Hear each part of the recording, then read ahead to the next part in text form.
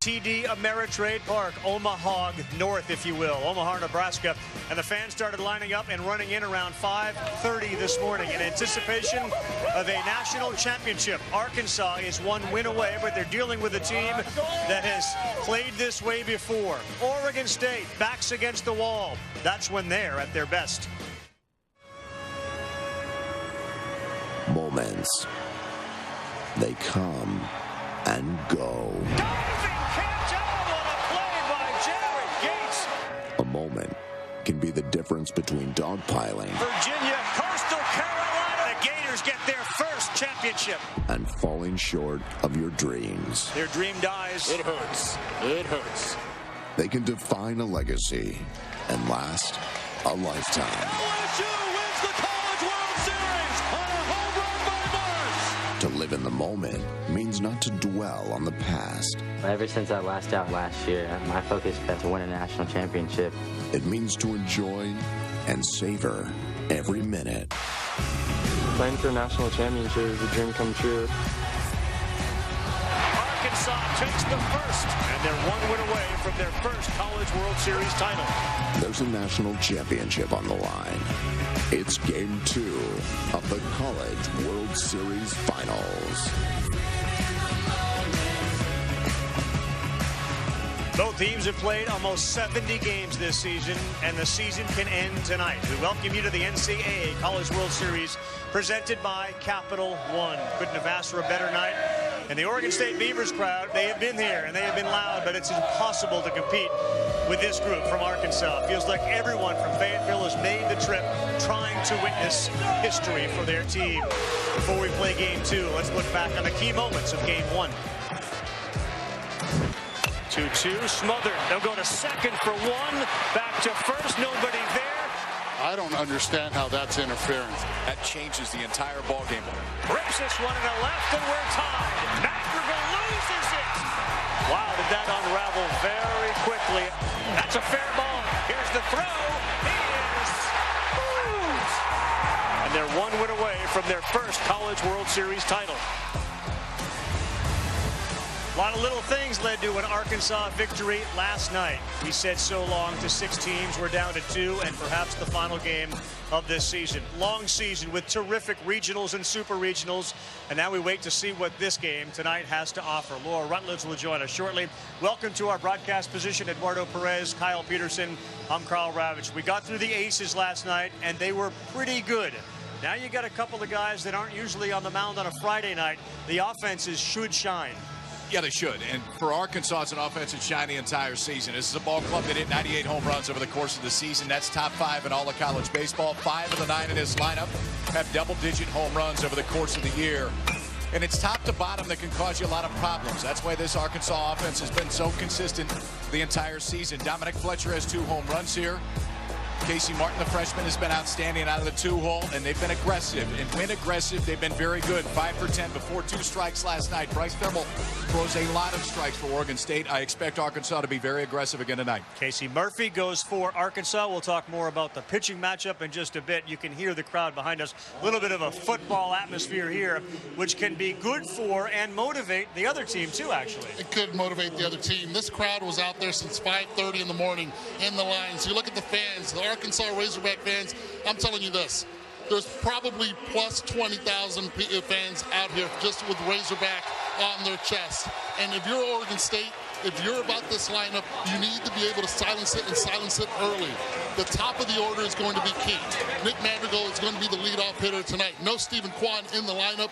It is essential that they get on base, especially so they can get Adley Rutschman on. 96 hits, 80 RBI. He needs runners on to drive him in. Lineups loaded with future major leaguers. And for more on Oregon State, let's go down to Laura Rutledge. Yeah, Ravi, those future major leaguers for Oregon State had the memory of what happened here last year all too fresh on their mind. They haven't been shy about talking about wanting to win a national championship this year and remembering the sting of last year. I would say we do have unfinished business, and I feel like we're back here for that, and we call it a business trip. Ever since that last out happened last year, my focus has been on getting this team back to Omaha and, finishing it off this year. Last year, got cut short a little bit. We were close, didn't finish the job. So now, we're here, we're back, we're ready to go. And now with their backs against the wall, Nick Madrigal, Oregon State's leader, said they're just trying to maintain their calm. He said last night they were a little anxious, and they talked as a team about coming out here, turning that anxiousness into being focused. They're ready to go, guys, and they said the key here is to strike early and often against Casey Murphy. Well, the recipe worked for them in 06. They lost their first game. Then they lost the first game of the finals. Then they won the whole thing. Beavers hope to repeat. Oregon State, Arkansas, game 2 coming up next.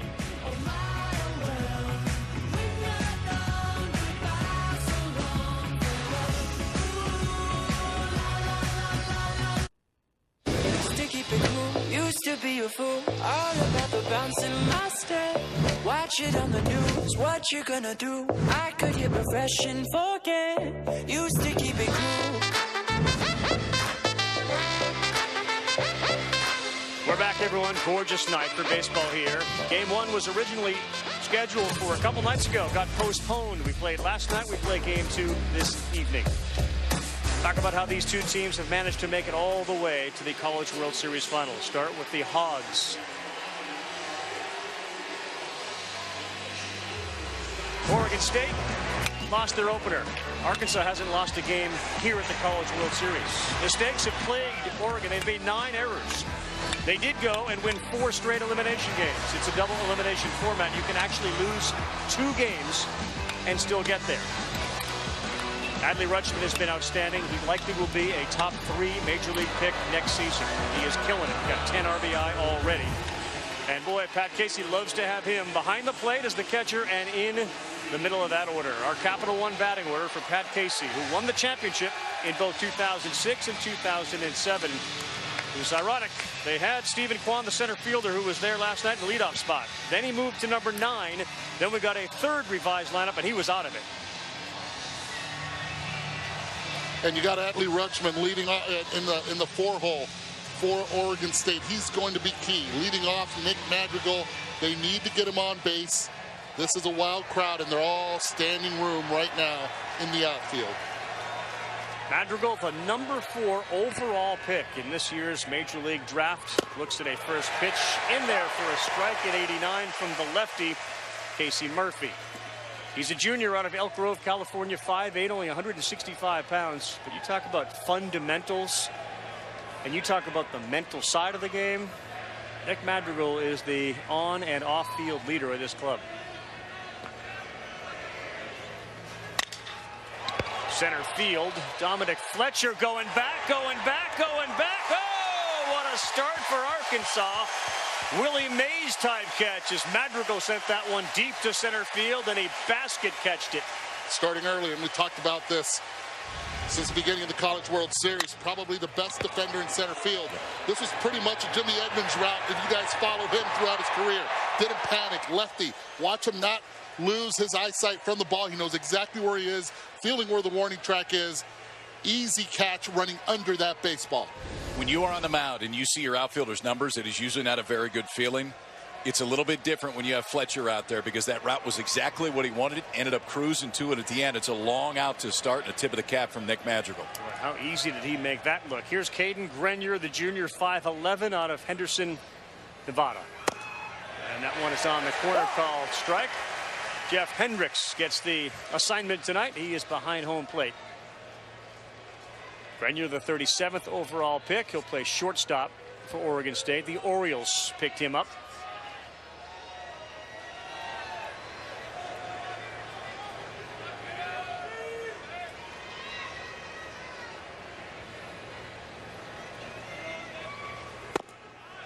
Changeup, and that's in there for a strike 2. Murphy's last start against Texas Tech, he went 4 2/3. He struck out 7. That's the good news for Arkansas. The bad news is this Oregon State team tends to pound left-handed pitchers. They are 13-1 against left-handed starters. Good sign, too, for the offense. That ball Madrigal hit carried a long way here at TD Ameritrade.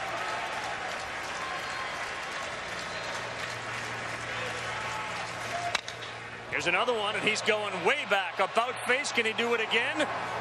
He can. 2 straight shots to the longest and deepest part of this ballpark. And Dominic Fletcher has made both outs. Kind of some loud outs from a pitching perspective there, KP. Yeah, there is. For Casey Murphy, there's going to be a lot of contact, and that's usually the way it is for the left-hander, 6'0", 200 pounds out of Rogers, Arkansas. It's been important for this club in the starting rotation. A 3.13 ERA. He doesn't walk too many, just 22 over the course of the year. He's steady, he's consistent, and he will show you 3 pitches at any time, as we've already seen. He has the ability to pound the strike zone. The key tonight for Murphy is keeping it out of the white of the plate, because when it is there, you're going to see swings like we've already seen tonight from Oregon State. And here's the power hitter on the team, Trevor Larnach, the right fielder, the junior at 6'4", 210. He hits one into right field, and just like that, Trevor Larnach picks up another hit. He came in hitting .429 with 5 doubles, which is a College World Series record, and he's on base again. Not wasting any time at all. First pitch, base hit. Yesterday we saw the same thing out of him in the second at bat, attacking the first pitch. Watch where that pitch was. Inside, a little breaking ball. You see it there. Clears his hips and keeps this ball right back up the middle. Beautiful bat path. So we've seen 6 pitches and 3 balls that were hammered. 2 of them for long outs to center field. 1 a single to right. Eddie, you talked at the top of the show. Key, getting your leadoff, second hitters on base for the 3 and 4 guys. Well, the third guy did his job, and here's Adley Rutschman, the sophomore out of Sherwood, Oregon. The terrific catcher who's hitting .524 at the College World Series. And the breaking ball is in there for a strike.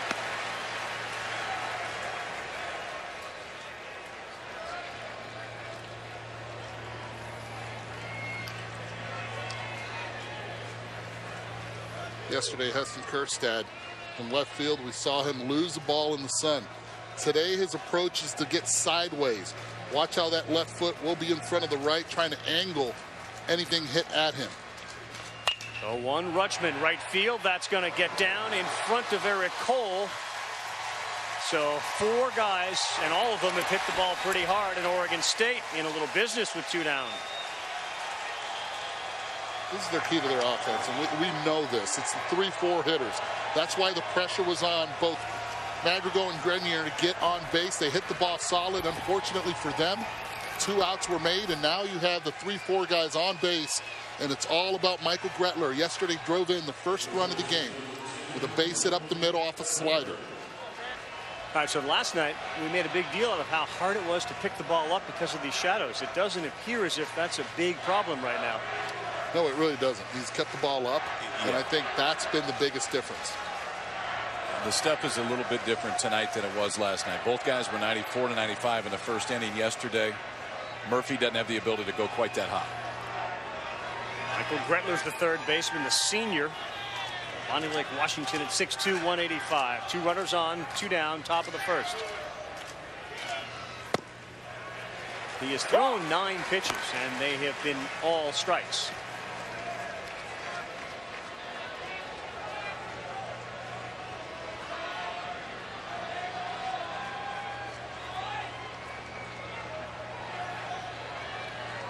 Temperature in the low 90s to upper 80s, should get down into the lower 80s by the time the night is over, but you can see Murphy out on the mound. He is sweating, perhaps because the balls that he has thrown have been hit so hard, and there's 2 men on.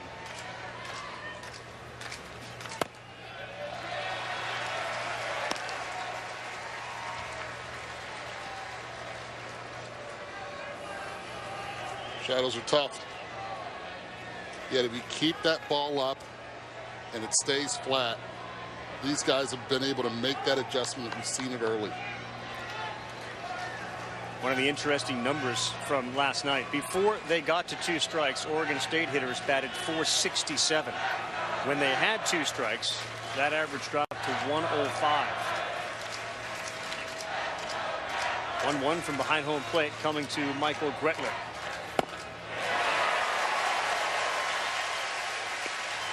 First good slider that we've seen from Casey Murphy. The first slider of the ball game. Larnach hit to right field for Oregon State's first hit.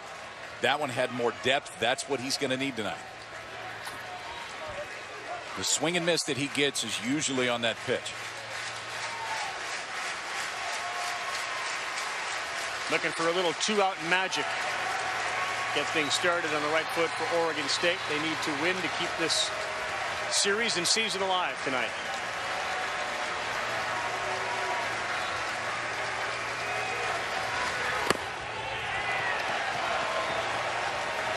Sorry, the previous pitch, those shadows. Shadows are tough, but if you can execute your pitches, if you don't execute the pitches, that's where it's in trouble. This angle right here, it's like being in a theater. You know, I go to the Adrian Arch Center in Miami. You're sitting in the top, those lights, when they're pointing at you, I feel like calling the president of the Adrian Arch Center and say, John Richard, please, give me better seats, man. I need to get those and see it better. It's that tough right now. You may get better seats now. Yeah. You may name the building after you.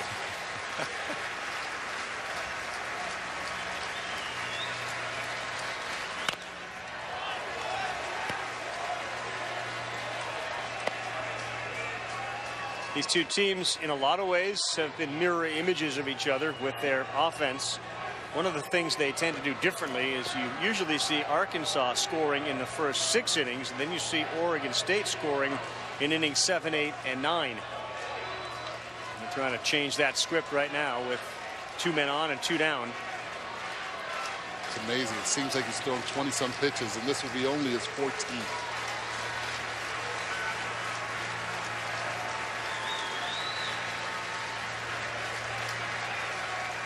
Big pitch early here, game 2. He got him. Gretler chased one up and out of the zone. Razorbacks coming to the plate. They strand 2. How did the Razorbacks get here? Well, they've done it with their offense. This is their first College World Series final since '79. They've gotten production from everybody. Martin's been the headliner. He's 8 of 19 with all those big runs that Arkansas needed. Fletcher, we've seen him in the outfield. He's also gone yard a couple times. 8 RBIs, 9 for 19. And Wayne Knight last night improved to 14-0 on the season, the perfect season. 2-0, 11 innings, 10 Ks. There's Dave Van Horn, who is making his 7th trip to the College World Series. Our Capital One batting order. You've got a lot of guys that can get to double-digit home runs over the course of a season, and a very gaudy team batting average as well. A little less than Oregon State, but very, very good. And a tough lineup to maneuver. You got 3 underclassmen there that really stand out. Martin Kerstad and Dominic Fletcher, which is highlighted, has been fantastic during this College World Series.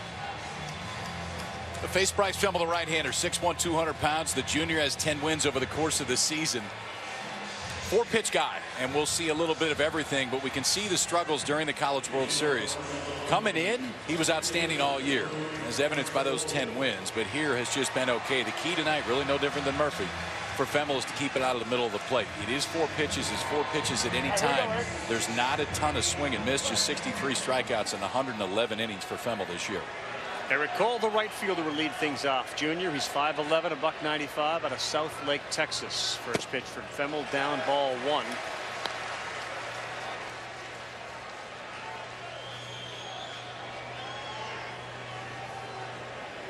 Femmel and Heimlich, the 2 starters in the first 2 games, have not lasted long at all in games. Bullpen fairly well rested, with the exception of Chamberlain, who gave you all those terrific innings last night in relief for Oregon State. Everybody is available, and this is obviously the time when everybody has to be.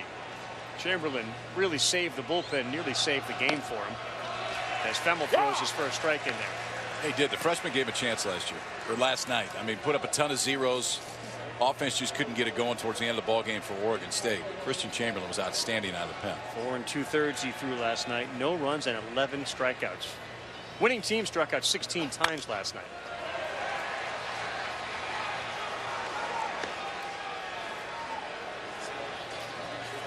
So 11 strikeouts, ties a College World Series record in relief. Ties Calvin Schiraldi from Texas.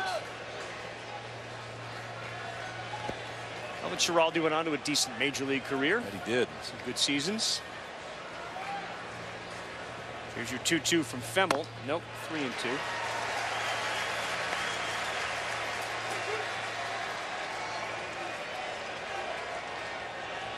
Cole has not had great success at the World Series. He's only 3 of 16, a 188 average. He had 321 during the regular season. 3-2 on the ground to short. One down. Nice play by Caden Grenier, who was solid last night too. Guys, you've talked about Stephen Kwan not being in the lineup for Oregon State. Another way they really miss him is his defense in center field. And Pat Casey said, obviously, he was in the lineup to start. He took BP and didn't feel great, then went out in the outfield, tried to run around, and he said, Coach, I can't go. And if you guys know anything about Stephen Kwan, you know that really pained him. He wants to be out there for the team as much as possible. Felt like he'd be a detriment, though, defensively. I applaud him. Absolutely. Yeah, because you know everything about him wants to be out there tonight. We saw him yesterday in a route in center field, and it did not look comfortable. And there can be all the want in the world, but the reality is the hamstring is just bothering him too much right now to go full speed. Casey Martin, the third baseman, steps in. He's only a freshman. He's been outstanding. 421 here. Got a good pitch to hit, and he fouled it off down the third baseline. Hit 3 homers in the SEC tournament. And he can fly. This guy can get from home to first in under 4 seconds.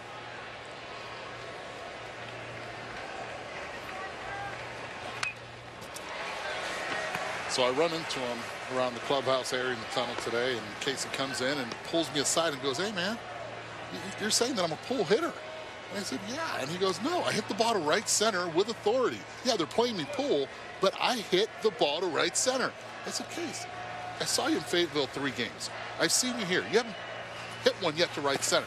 He goes, that's because they're pitching me in. And if they pitch me in, I'm going to pull it. He came back with a good answer, and it reminds me a lot of the approach he has of a young Paul Molitor, and that's a heck of a compliment right there. I guess. Where he hits the ball in that 5-6 hole with authority, can handle the pitch in, but still believes that his approach is to right center. Well, right center today, and right now is wide open. You got Larnach shaded towards the line, and Preston Jones, who is making his first start in center field. Again, Kwan's hamstring prevented him from going, so Pat Casey opted to put Preston Jones in center field. Good defender. Started 9 times in left field and twice as a DH. But between he and Larnach, a lot of space for a guy that professes to be somebody who likes to go to right center. If he does here, he's going to run for a while. Time out, stay here. Don't go out of the box, stay here. All right, here we go. Play.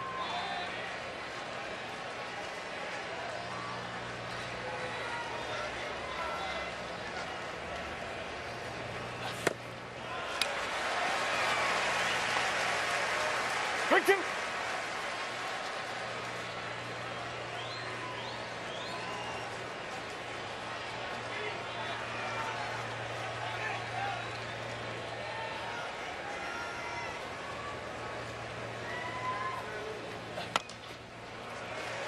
Ball 4, but Martin swung at it. Yeah, but that was a changeup. He's looking fastball. It was located perfectly. You think that 4-seam fastball is down in the zone you have to protect.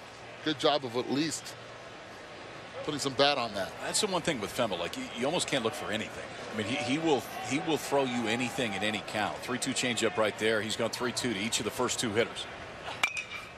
Beaten on the ground. They had a shift on. And Martin is retired. So 2 ground ball outs.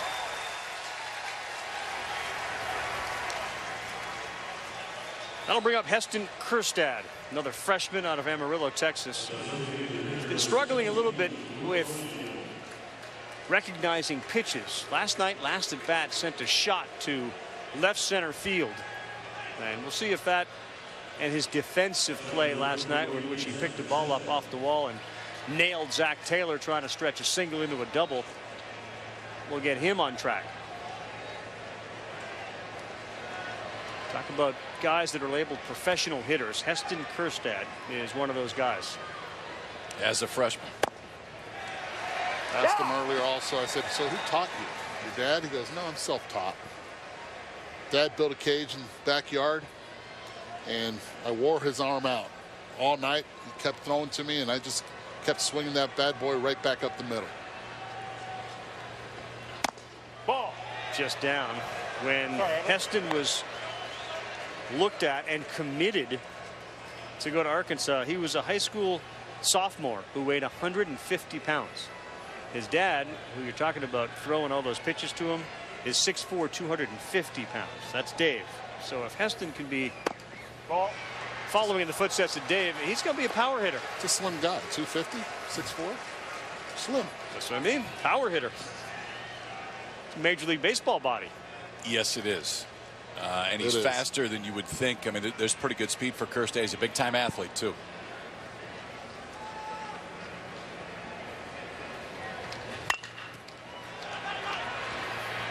Oh, I was wondering why Madrigal allowed that ball to go through him. I think you heard Caden Grenier calling mine, but well, he served as a obstruction. Guys, listen in on this right here. This is communication just did not come through.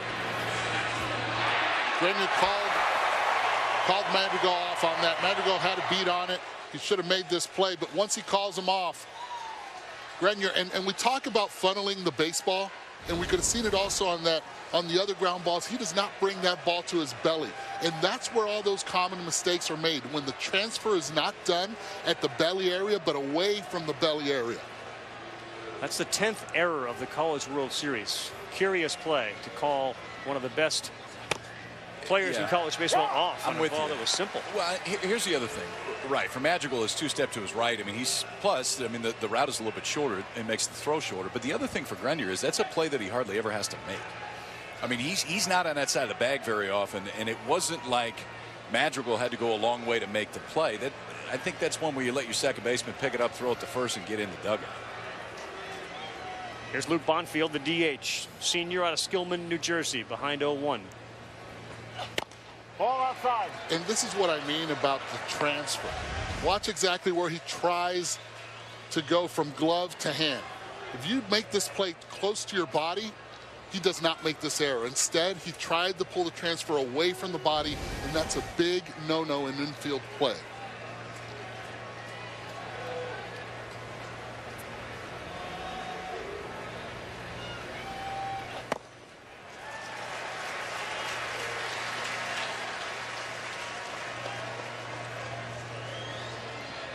Think there'll be a conversation between Madrigal and Grenier when they get back to the bench? He jumped over the baseball, Eddie. He did. Yeah, he did. Yeah, I think it's his ball all day.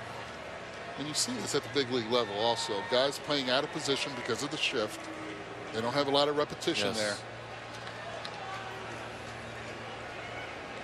2-1 to Bonfield. Not yet. They'll throw over and check on Kirstead.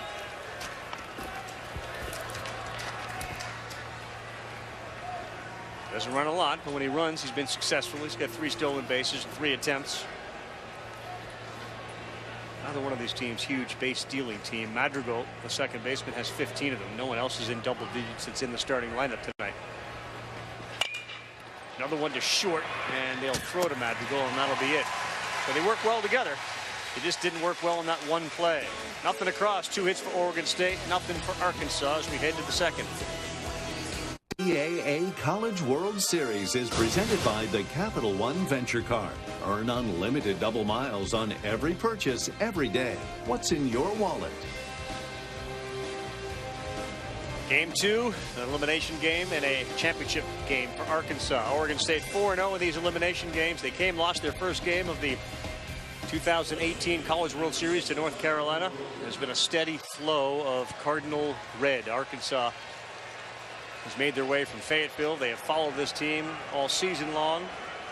They come into the game looking for their 49th victory of the season. Oregon State, 53 wins, only 12 losses. They bat here in the top of the second inning. We'll start with Tyler Malone, the designated hitter. He has gone yard 3 times here in Omaha. A little late on that one. Will send it to the seats. Good news, it looked like Kirstead did see that ball. He chased it over there, and I think he actually saw that. Last night, what a nightmare for an outfielder. Ball popped up. He had no idea where it was. 0. And in Baum Stadium, actually, the sun is also in his eyes around this time. The difference is the stadium's a little bit taller. There's another deck to this stadium that there is not Baum Stadium and the ball's in the shadow a little bit longer, and it's harder to track once it gets out of that shadow. Yeah, he did. 0-2, he couldn't hold up. The sophomore 5'11", 180-pounder out of Roseville, Georgia. You take a look at TD Ameritrade. We've been playing the College World Series in this building since 2011. 1950 until then. That's when Rosenblatt Stadium was the place to be for college baseball fans and teams. Hopefully Steve Ritchie, our camera guy in left field, has some sunblock. Look out. That sun is hitting him straight on. You got to wear that one, don't you? Breaking ball that gets away from Casey Murphy right there. There he is. Hiding back there. A sunbrella, we call that. Boy, Steve. Tyler Malone, a .375 hitter here at the College World Series as Casey Murphy takes his time and throws 1-2.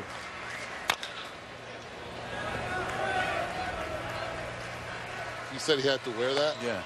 Easier said than done sometimes, especially with picking up the ball with the shadows. Maybe he didn't know if it was a fastball or not at the time. I understand that. It's just, for Oregon State, if you get them on early, I think you're going to get your hits tonight. It feels like an offensive type night, especially the way that the first inning went. Yeah, says the guy who never stood in there and got hit, but it seemed like a good idea. Ball. You a 500 hitter at one time? I was. Brad, did you know that? I'd heard that before. Yep, 0 for 2 in the opener, went 2 for 2 against the Marlins. Shut it down? Came back against the Expos. No, I should have. Had my wife take a picture of the scoreboard. 500 for that day. Never again. That's about it. Good pitch. He's gone. Back-to-back strikeouts here for Murphy. Final out of the first, and the leadoff man here in the second. Finally the field for that one, and it's important tonight for Casey Murphy to have that one. That's the breaking ball, throws a slider over. Froze Malone a few different times with that pitch, and you can see the exact same move here. Can't pull the trigger, hands stay put. It's back-to-back strikeouts for Casey Murphy. That'll send Kyle Novak, the left fielder. He's a redshirt senior for Pat Casey at 5'10", 193. Marysville, Washington, at almost 300. And he can go deep. Has a home run here at the World Series.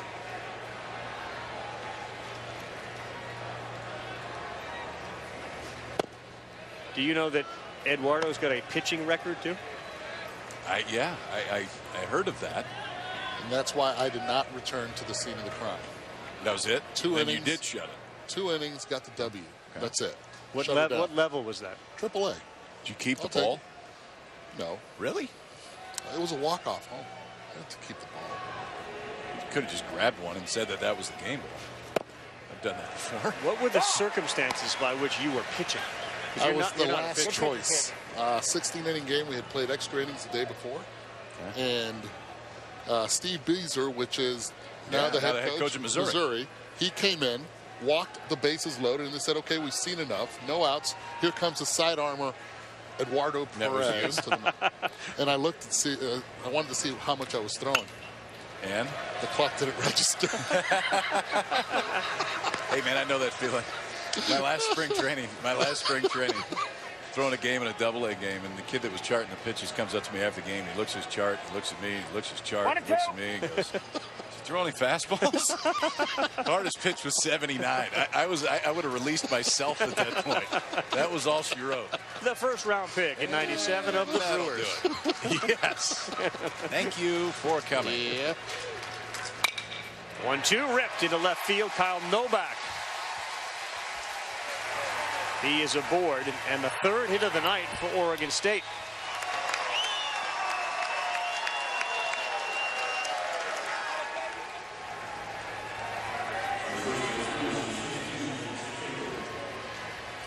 Guys, between innings for Casey Murphy, Wes Johnson, the Arkansas pitching coach, went up to him. He's like, hey, man, you good? You know, some hard outs there. And he's like, yeah, no, I'm good. I'm good. It's going to be much better this next half inning.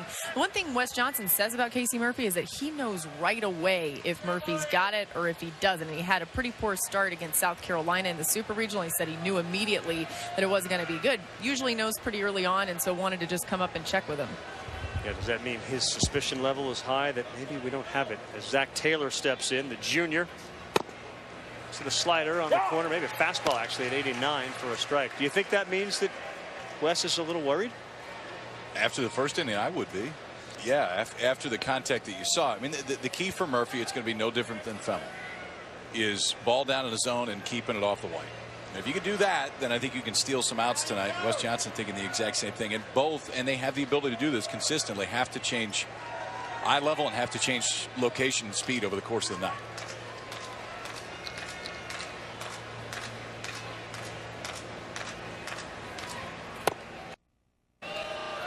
Guys, earlier today I took a walk around the parking lot area just to see, because there were long lines since early this morning, and I ran into Murphy's dad. I call him Papa Murph now, and Papa Murph told me, he said I hope he does better than he did in his last outing. He was keeping the ball up, and so far what we saw in the first inning, he kept the ball up.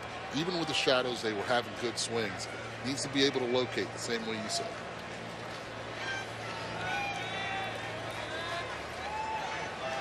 1-1 to Zach Taylor, the first baseman. Change up 1-2. That's a good one too.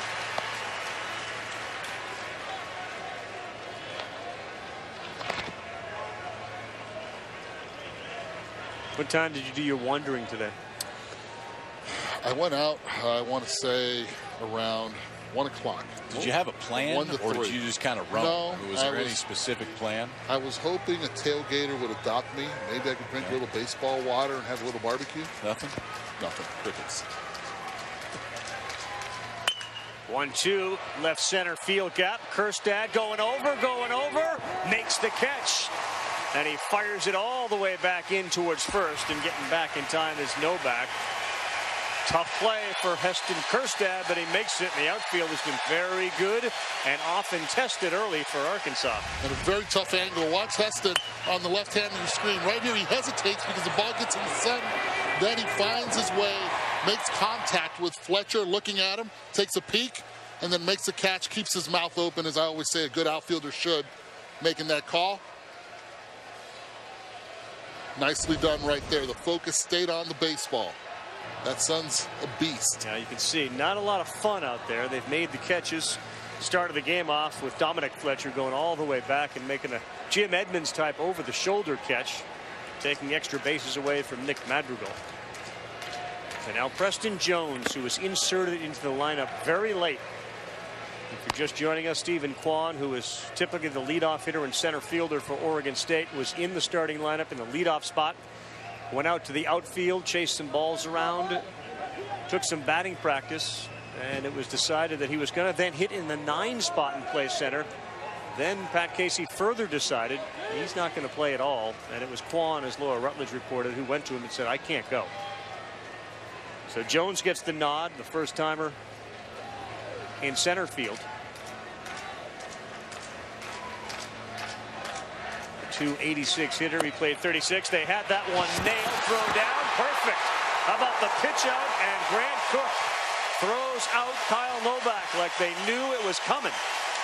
And they just pitched out with a guy that did not have a stolen base attempt the entire season. They got something. That's a pretty good idea right there. Let's do our homework. Grant Cook makes the throw, and the side is retired. Still nothing in the second. We're back. This is the NCAA College World Series presented by Capital One here on ESPN. Omaha, Nebraska. Over 25,000 filled it last night, and we will have the same number, if not more, tonight. Championship is on the line. Arkansas wins it. They will take home their first College World Series title. Oregon State trying to force a Game 3, and if there is one, it'll be tomorrow night starting at 6:30 Eastern Time on ESPN2.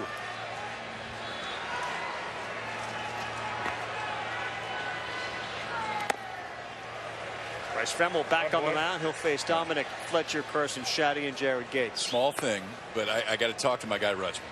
Okay, so if your starting catcher takes a ball in the dirt and then turns around and gives it to the home plate umpire before he says anything, we got to discuss that. All right, that may be the one that I want right there. If he tells you to throw it out, that's fine, but don't ask him. Ball 2. Pretty good pitch. So your point is, sometimes I like a little dirt in the ball. Yeah, Bomb that the might pitcher. be the one. I mean, baseballs don't all feel the same when you get them on the mound, and sometimes you get one that you really like. And he's done this probably 3 or 4 times in the College World Series. So it's like, no, we're good. We'll get rid of that one. No, give me that one. I might want it. Yeah. You waited until the 3rd time, right? You're like, oh man, I like it. I love the way you think, KP. Well. Be careful. A lot of tracks up there. Thank you, Rav. Yep, there's some noise. Fletcher's got one of the great left-handed strokes. When you see him, he finishes as if every time he makes contact, it's going to go over the wall. He's looking for a little chalk to throw in that bat.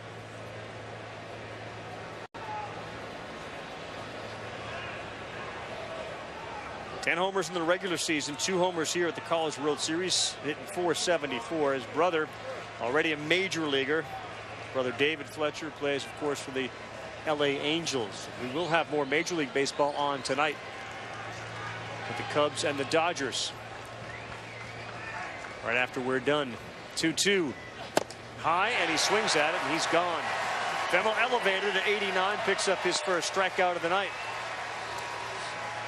The difference there is up with a purpose, so it's intentional right here. Fennell trying to elevate the fastball. You see the 4-seamer, which he's going to throw primarily 2-seamers. When he goes 4, it's usually trying to come up in the zone or stick it on the inside part of the plate to the left-hander. That one elevated enough that Fletcher couldn't catch up with it. Hits him backwards. Well, he's going to do that all night. Yeah, that's kind of who Fennell is. That's why I was saying before, like, you can't sit on anything because he will throw anything at any time. Second baseman Carson Shaddy for the first time rips this one in a left, and that's a hit. And that's the first hit for the Razorbacks tonight. Carson Shaddy, the second baseman, the redshirt senior, right out of Fayetteville, Arkansas, delivers. This guy wakes up offensively. He is as streaky as they get. Carried the Arkansas team versus South Carolina in Super Regionals.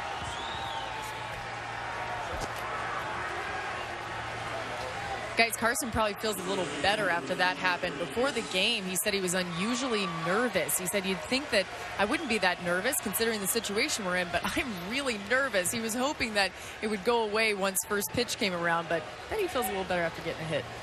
Usually helps, no doubt about that. For a club that has a ton of power, and Arkansas does, Shaddy has the best slugging percentage on this club. He's the only guy slugging above 600. This is Gates. He made one of those SportsCenter top 10 plays last night. A catch as he dove for it onto the dirt. Hurt his left knee, but got himself on SportsCenter all morning. Last night. What do we got on the dive? What do we got on the dive? The extension? There was a kind of a post-catch dive, but it got him on TV a lot last night. Gator armed it. I don't blame him. It was great. No, I don't blame him either. Did you use his last name there as a Gator armed? I like what you did there, Paul. I like what you did there. Gator armed. Jared Gator armed. Yeah, I see what you did. Because I did it unintentionally. He did get called strike 2.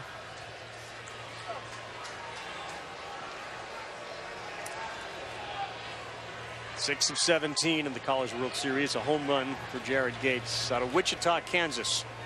Carson Shaddy with a single leads off first. Oh, he leaned into it. He leaned into that one too. He did, and Jeff really Hendricks did. could have brought him back. Yes. They probably should have brought him back because that last move, it was definitely trying to wear some of it. That'll get Pat Casey out of the dugout right there, and I think rightfully so. First base umpire's coming in. He may have a point to share as well. Chris Koski.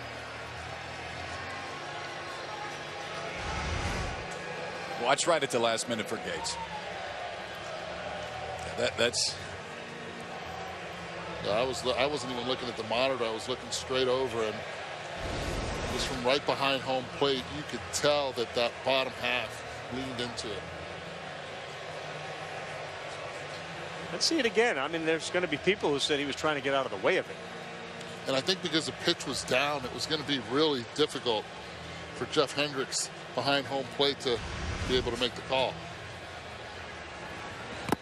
Timeout, first base.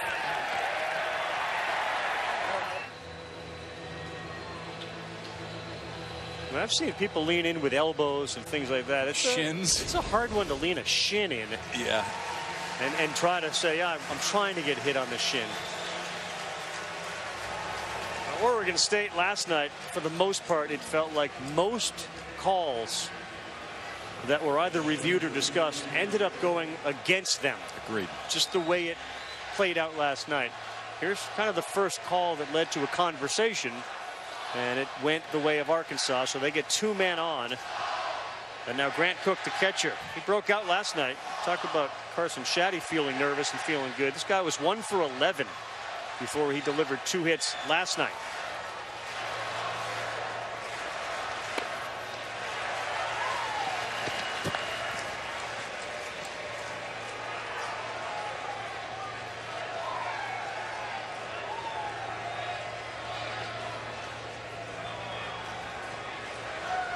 Like Carson Shaddy, Cook out of Fayetteville, Arkansas, a junior at 6 feet, 206 pounds. 2 on. Shaddy with a single. Gates hit by the pitch.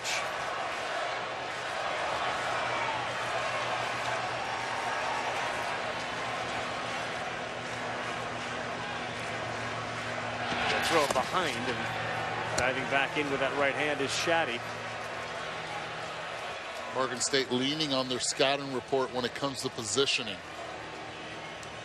Grenier playing way off second base. Usually you see the second baseman and shortstop double play depth.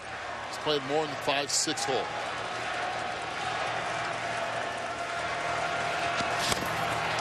I can't see that much. And Madrigal tried to block that base with his knee.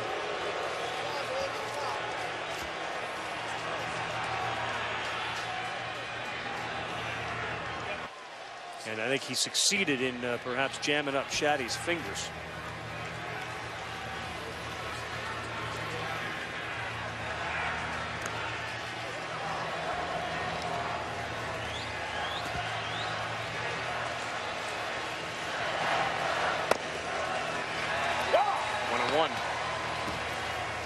Like on that second pickoff, and Madrigal went and dropped the knee right before he got in there. I think it's kind of what jammed Carson Shaddy's right hand.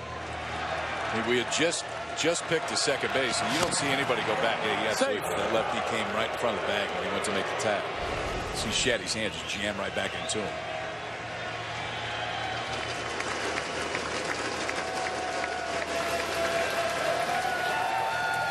You got it. Time out. All right, here we go. I got you. Play.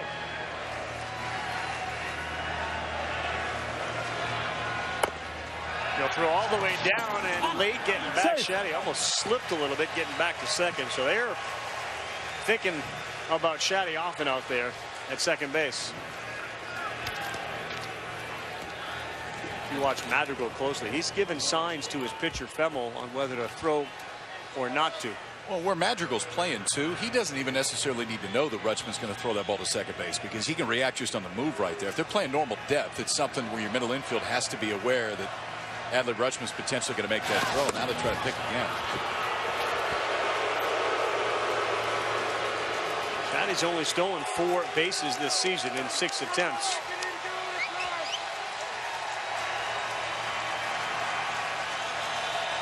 Four times they have thrown to second. 2-1 to Grant Cook.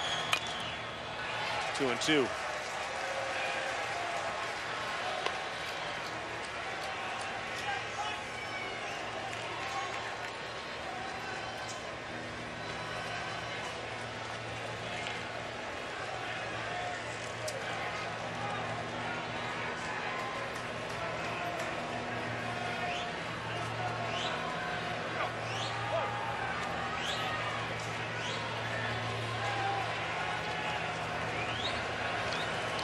There's hardly objective crowd here, waiting for some reason to explode.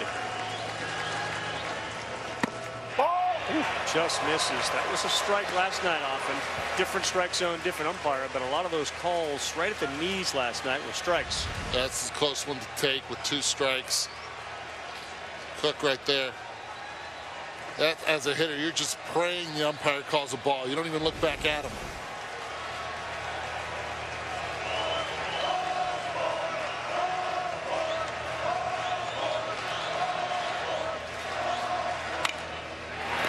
Nice job over there by Gretler. He'll step on third, throw to first, and he's offline. Save.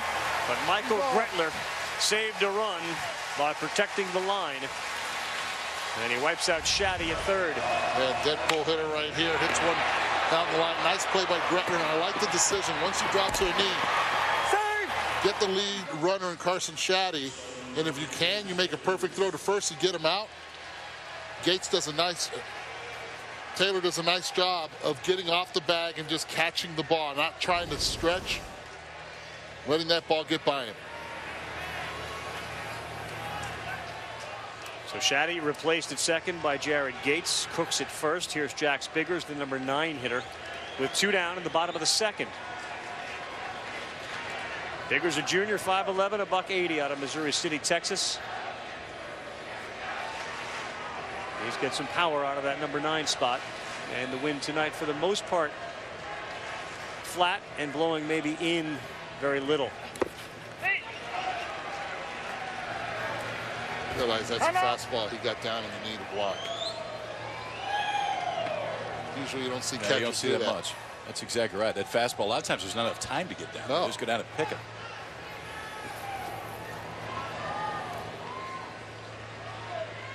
Really quick recognition.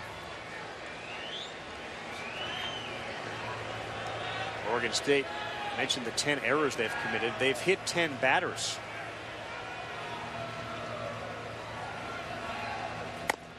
Great pitch. Change up in an 80, and way out in front of it was Biggers. Of the off-speed stuff, that seems to be the one that Femmel has the most confidence in so far, is the changeup. Has good late life. Sink down in the zone. That got Biggers to swing right over the top.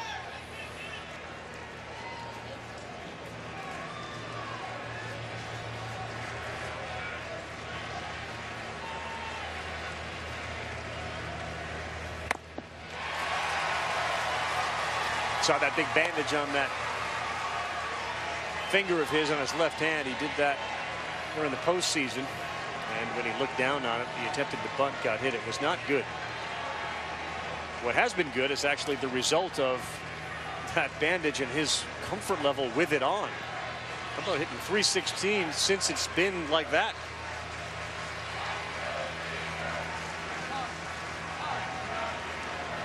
Well, people start a craze. You think more people will just tape that finger up and have it extending like that? Hey, I saw that on TV. I think I'm going to try that. Worked for that guy. Like the elbow sleeve for the kids shooting baskets outside. Whatever they're doing, we should do. Because that one matters. You got the elbow sleeve on. It's going to help the stroke. No doubt. Cal, he keeps pointing at you.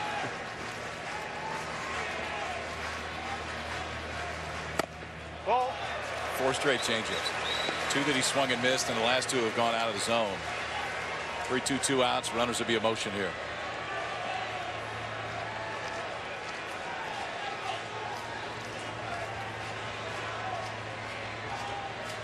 .42 pitches, only the bottom of the second inning for Bryce Femmel, but no runs in.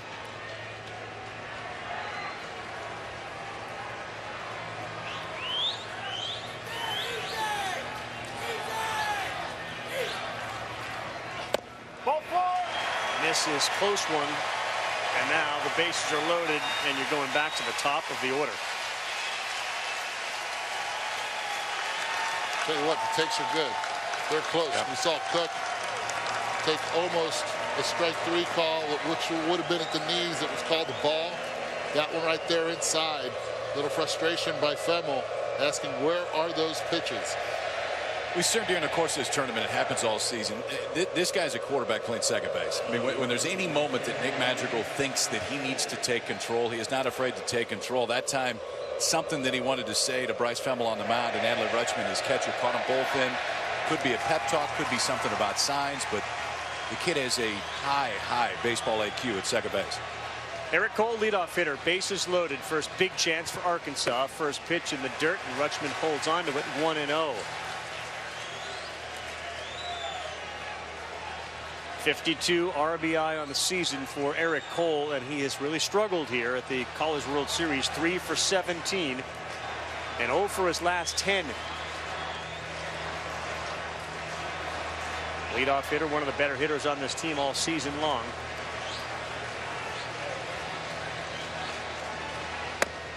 Inside 2-0. There's Jared Gates. He's down there at third. Grant Cook, second base. Jack Figures at first. Gates on after getting hit by a pitch. Hit by pitch, fielder's choice and a walk. That's how they scored 3 runs with the bases loaded. There wasn't a lot of hitting going on by Arkansas. It all happened in one big inning. Will tonight be the second for them? Looking for something else 2-0 with that swing against an 88-mile-an-hour fastball, because Femmel threw it by. How can you though? 88. I mean, you got the bases loaded. Right now, you have to sit fastball. I know that he throws a changeup a lot, but he has just thrown 4 changeups in a row out of the zone. He mixed in a couple fastballs that he had missed with, but the fastball is the one that you have to look for. 2-0. Grounded out to short his first time up. 2-1 in the dirt, gets away. And just like last night, they do not need a hit to get a run. 1-0 Arkansas. We talked earlier about an 88-mile-per-hour two-seam fastball that Adley Rutschman got on his knees and he blocked. This time, this ball is a little to his right. Can't do it. It's a two-seamer, 87 miles per hour. And he actually played it right. You have to backhand it. There's no way he can get in front of that ball for a two-seam fastball. Unfortunately for him and the Beavers, they end up down 1-0, runners at second and third. Well, the other thing there, you're expecting the miss to be on the opposite side, on the arm side, usually with Femmel. The miss on the two-seam fastball usually runs too much. That one he held on too long, and Rutschman couldn't get the glove there. 3-1. Ball 4, loaded again. The pitches are not missing by much. And now Casey Martin comes to the plate with the sacks full and some. And this is what happens when you miss location. Watch where the pitch is. It gets played. It's a strike. You see Rutschman coming back to get it, but he sets up outside. Umpires right over where this pitch goes. Just right there, because he's on top of it, a little bit off the plate, doesn't give him the call. Brandon Eisert has gone out to the Oregon State bullpen. Nate Yeske is coming to the mound to have a conversation with Bryce Femmel. So to recap, similar to last night, there was a first inning error. There was a hit batter. And then there was a wild pitch which allowed the run to score. Arkansas is not lighting it up with the bats. They've got 1 hit. And yet they lead 1-0 and still have them loaded as Eisert begins to loosen in the bullpen. Against Mississippi State Friday here, 5 1/3. He gave up just 1 hit. He struck out 3. He was outstanding. There was some thought perhaps that they would start Brandon Eisert in this game. Yeah, I talked to Pat Casey about that very thing before the game, and he said, you know what, Femmel won 10 ball games, and he's been a starter for us in the entire season, and Eisert hasn't started a game all year. That, I think, was the main reason why we saw Femmel start the game. That being said, it's going to be a short leash right now, because Eisert was so good in his one outing here at the College World Series. That 5 1/3 innings was a career high. They may need that tonight from Eisert. And I'm sure Eisert's not ready yet. But there was some conversation that last night when Heimlich started to lose the strike zone that perhaps Oregon State was a little tardy in getting a relief pitcher up and ready. Here you have the bases loaded. The hottest hitter for Arkansas at the plate in Casey Martin. If he goes 1-0, 2-0, do you make a change during the at-bat? You could. Yeah, I mean, the one thing with Femmel, and I know he's walked 2 guys in the inning, the control is really good. Coming into this game, it was 24 walks in 111 innings. First pitch to Martin. Ball 1.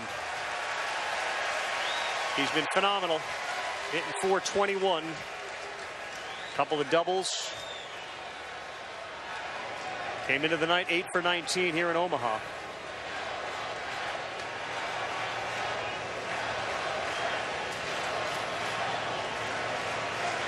Dangerous guy to have up. But he got under it and popped it up. Shallow center field. Preston Jones is under it. And they will strand 3. Starting to feel a lot like last night. Only 1-0 Arkansas. Jones, and then back to the top of the order for the Beavers when we come back to Omaha. Dominic Fletcher's older brother David is in the big leagues with the Angels right now, and that resulted in a very special call for Dom the other day. I got done with my game, got back to the hotel, and I got a text from my brother. He said, Mike wants to FaceTime you. I was like, all right, we're sitting by the phone waiting for like 10 minutes. Then he finally called, talking about my home run. He's like, you pimping stuff now? It's like, yeah, I guess. It was a really awesome moment, and it's just one of my favorite players.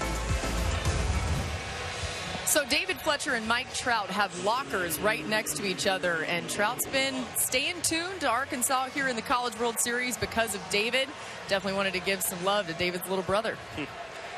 Not a bad guy to have given you a little love if a baseball player goes. Trouty, that'll work out.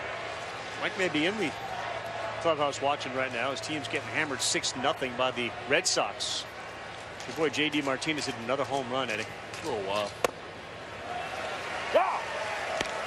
Pick-up play in the top of the third. Change up to Preston Jones.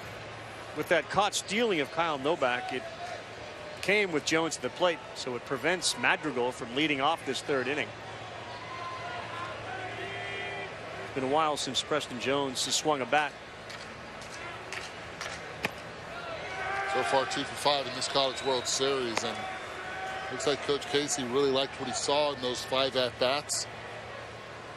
Coming in, giving you deep counts. Lefty on the mound and Murphy. You got pretty good defense out there in center field also.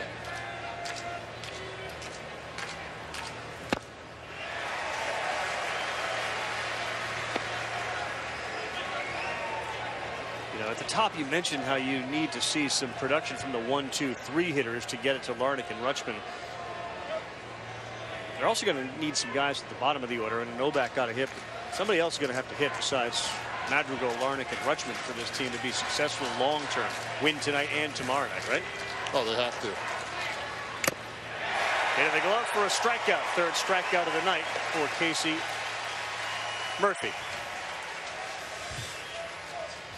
There you go, Logan Forsythe. He was an all-SEC first-teamer here at Arkansas. Getting some rips right now at Dodger Stadium. David Ross, Tim Kirkland, Dave Fleming have the call again of the Dodgers and the Cubs. Comes your way following our game, and if our game isn't complete by 10 Eastern, start about ESPN2. Arkansas leading 1-0 over Oregon State. Top of the order, Madrigal hit a rope to center field his first time up, and he doesn't wait very long if he sees a good pitch. So first time through the order, 3 strikeouts for Casey Murphy. But the first 4 in this lineup were all going to be big leaguers. Madrigal, Grenier, Larnach, Rutschman, all with loud, well, 2 with loud outs and 2 with loud singles. See what they do the second time through.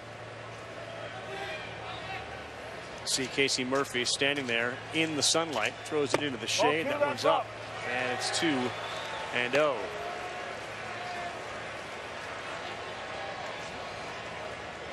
Kyle said, Eddie, these are major leaguers, the next 4. What is it about their approach? Why are they so comfortable? What makes them major leaguers? What are the things that you see when you watch Madrigal swing a bat? Well, what makes them potential major leaguers to me is you look at one. He struck out 6 times during the season. Yes, he did not. The whole season. Right? The entire season. He was out at the beginning of the season with a broken hand. Yet he understands the strike zone really well.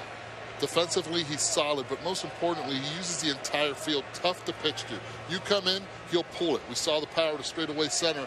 He will also hit the ball, slap it to right. Very good idea, plate recognition. Center field, Fletcher came in, and now he realizes I'm good. 2 times up, 2 times out, both to the center fielder. So a lot of times you get to the College World Series, you got 2 or 3 potential major leaguers. They got 4 guys that were taken in the first round, including the supplemental 37th overall pick, Caden Grenier. Adley Rutschman isn't draft eligible. He's not on this. He's going to be like top 5 next season. And in many people's minds, he continues his ascension to his potential. He'll be the #1 overall pick. You're looking at 4 first-round picks on this Oregon State team. I think between these two teams, these are the best two offenses I can remember matching up in a finals, especially since we've been at this ballpark. Yeah, we've seen arms. Florida brought their arms. Their pitchers and their draft picks were high again this year. You got Jackson Coar, Brady Singer, both going to the Royals, both top 33. But combined offense, I can see that. He gets a called strike and a breaking ball into Caden Grenier.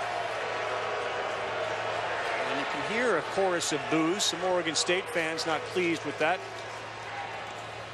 That call. There's Rutschman.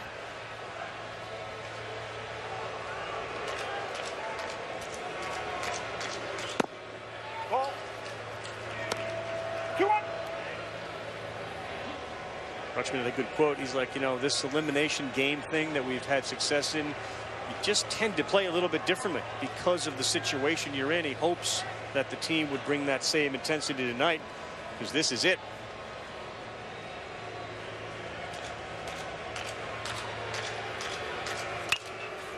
Popped up, playable. Shaddy. That'll do it. We'll come back to Omaha. Arkansas coming back to the plate. Kerstad, Bonfield, Fletcher. Can't go anywhere else in college baseball and get fans like we have in Razorback Nation. All these Hog fans really come out and support us, and it's pretty much like we're playing a home game here in Omaha. It's really awesome just to hear that stadium call the Hogs and get really loud. Fans were lined up since 5:30 this morning. This is what it looked like, the scene outside. Imagine just being like an Oregon State fan in the middle of that. You got arms going up and the Woo Pig Suey. Tell you what, though, when being out there, I met a lot of Oregon State fans in line, and they were awesome. You know, flying all the way out here from all parts of the country, representation. They showed up also. They're doing their best here. Arkansas 1 through 3 hitters are now 1 through 16 through the first 2 games of this College World Series. The only hit was this guy, Kerstad, who had that double in the 9th last night.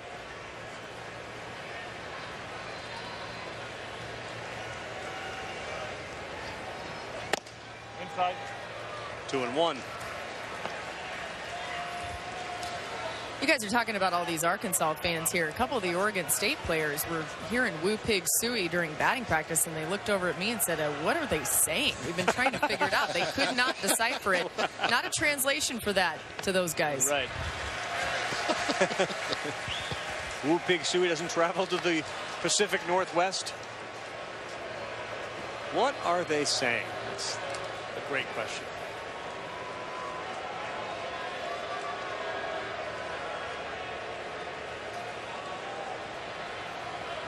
Four different SEC schools on a 3-1 ball 4 have won the College World Series title the last 10 years. LSU, South Carolina twice, Vanderbilt, and Florida. Arkansas trying to add their name to that. And there you go, the SEC schools that were represented at this year's College World Series. And that's it. You see Pat Casey or Nate Yeske signal to bring in Brandon Eisert. So 1 walk here in the bottom of the 3rd. And you knew this was a real likelihood. First sign of trouble for Femmel. He's gone. Eisert comes in. Once again, starting pitcher. Can't get through the, in this case, 3rd inning. We're back. Femmel's night is over. At the College World Series, he has really struggled. He has not lasted 4 innings in any of his starts. And he and Heimlich were a disappointment given their incredible records that they had. Just win-loss. 2+. 1 hit, 1 run, 1 earned, 3 walks and a K. He starts the inning off by walking Heston Kerstad. And I understand that this team is known really for its offense, but between Heimlich and Femmel, you're looking at like 26 wins and 2-3 losses this season. Yeah, it's actually pretty remarkable that Oregon State's in the spot that they are, given how much their starting pitching has struggled. This is one of the reasons why. Brandon Eisert's been outstanding so far in this College World Series. His last outing was about as good as you can ask. 5 1/3 inning, Against Mississippi State, gave up just 1 hit, walked 1, struck out 3, threw 72 pitches in that one. And again, that 5 1/3 was a career long as far as innings pitched for Iser. They may need all of that tonight. Yeah. Here's Luke Bonfield for his pitch way outside. Obviously, you'll see a little more velocity here from Iser. For his pitch, 88. He will try to do what Christian Chamberlain did last night. He gave him 4 2/3 of no-run ball. He struck out 11. Another one of those guys on this Arkansas lineup who has not got on track here in Omaha.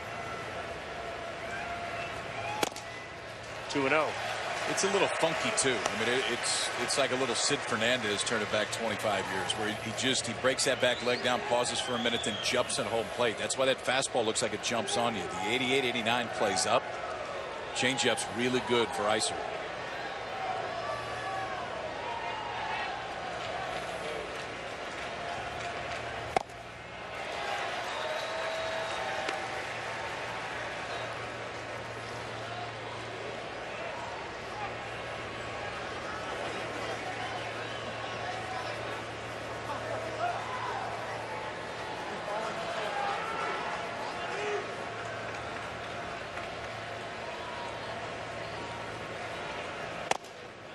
Called strike, gets the outside corner, and it's 2-2. 4 pitches, all of them fairly similar location to Bonfield, the DH. Grounded into a fielder's choice his first time up. He's a senior.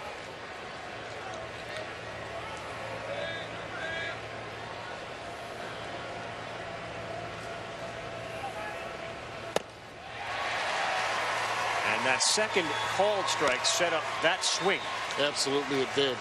Made him start looking away, and he expanded as a hitter. Once you get out of your comfort zone and start doubting the umpire behind the plate, you start chasing pitches out of the zone. And 2-2 count. Luke Bonfield chased a pitch out. Watch where this pitch was right here. This was the 2-1 pitch. It would have been 3-1 instead. Now it's 2-2. That's called a strike. Then on the 2-2 pitch, he expands. No chance, as it was elevated also. Dominic Fletcher, there'll be no pitch here. He'll throw over to first. Kerstad, who's there, has been on twice. He reached on an error and a walk.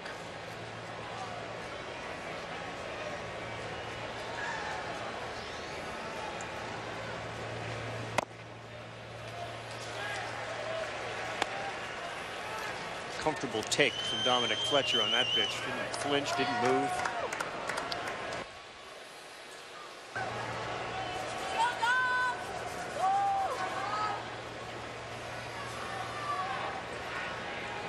A rare California kid on this Arkansas roster. Fletcher is it at 5'9", 188.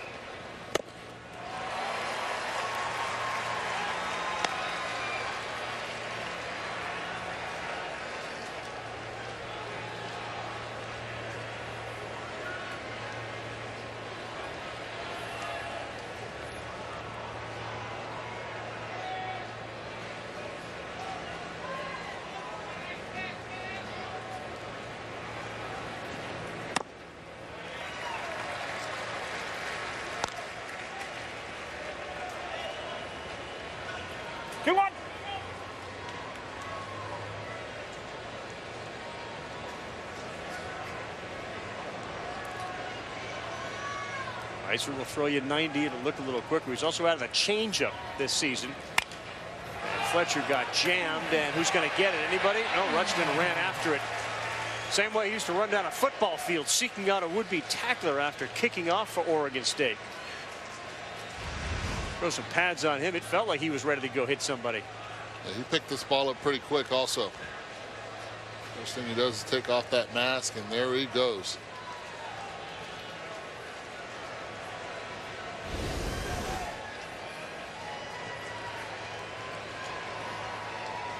Looks in for the sign. Iser threw 72 pitches, faced 1 over the minimum.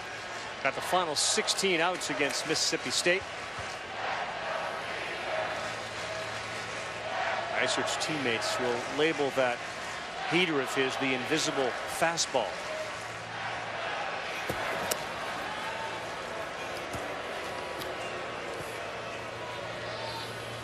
He also pitched in the opener against North Carolina. He just gave up 1 earned in 4 innings of work.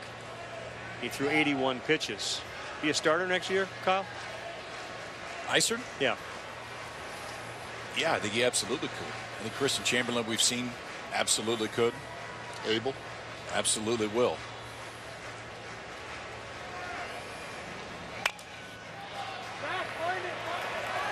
Good location. That one's going to get to the seats. There's nothing else he could do. Yeah, nothing else he could do but foul that ball off. It's not strike out. The way this swing path is right now for Fletcher, if you can execute the inside fastball, if he gets to it, he's going to pull it foul. And that's exactly what Isert does right here. He was trying to go away. It leaked in, but you can see that one tied him up. If he gets the barrel to it, he's going to get all the way out in front of the plate, and there's no chance he can keep that one fair. The one he's going to hammer is that middle away fastball if he gets to it.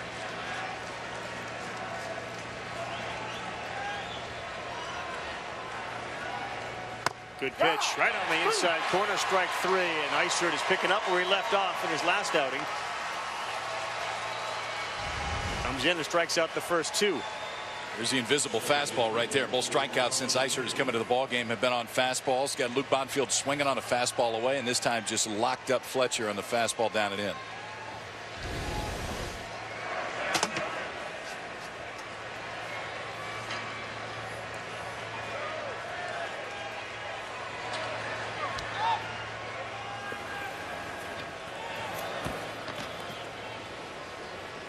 All gas, no brakes. That's one of the things that Dave Van Horn wanted his team to play like tonight, even though they were up 1-0.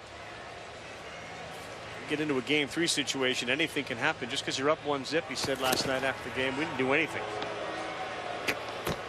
And that offense, as good as it's been, has really been shut down here the last couple of nights. They had 1 hit through 4 last night. They got 1 hit so far in this game.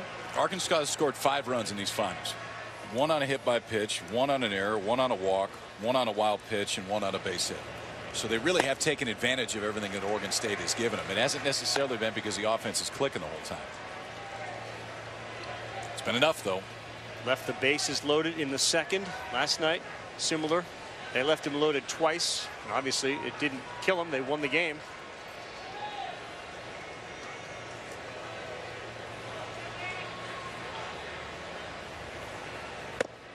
That's a good pitch to even it up at 1-1. Shaddy looked around yesterday and he looked at his teammates and said, this is crazy seeing all these folks here. He grew up in Fayetteville. He wanted to be a Razorback since he was about 4 years old. And not heavily recruited out of high school.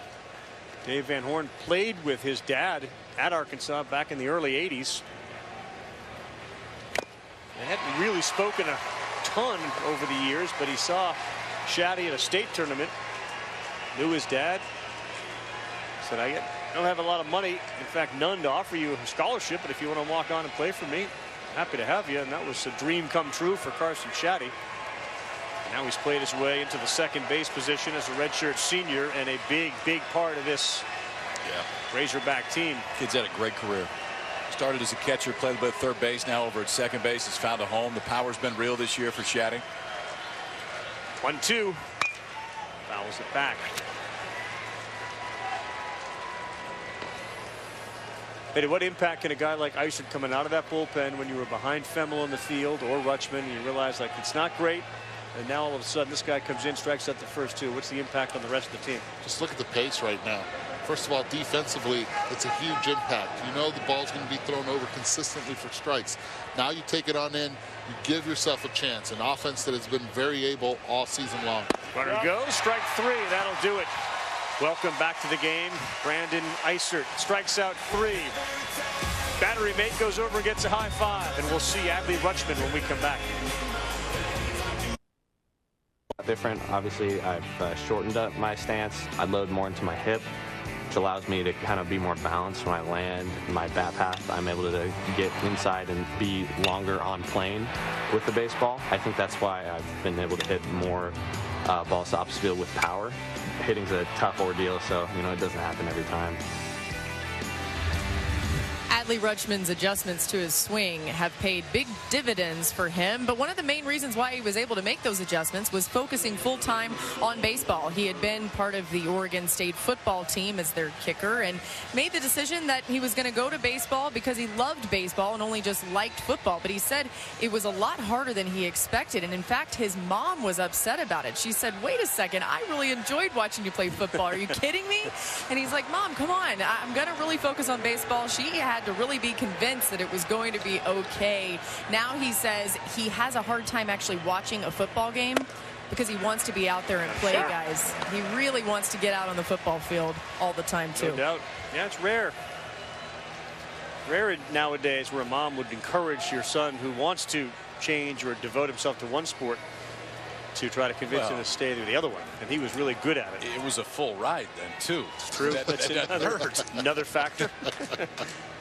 This is Trevor Larnach first, and he hits one foul. And those hitting adjustments, he went to the Summer League and the Cape Cod League and made those adjustments, struggled there offensively, but he was okay with it as long as he knew and he understood what the process was. Use the inside part of your leg, the left leg from the left-handed stance, and then the right leg from the right-handed stance, and he stayed inside all that strength, and it's worked well going opposite field and using it well to recognize off-speed pitches too. Larnach, frightening bat speed, 0-2 misses up high. There's a guy out of Pleasant Hill, California. 5 doubles, which is a College World Series record, 7 RBIs. He's hitting .429.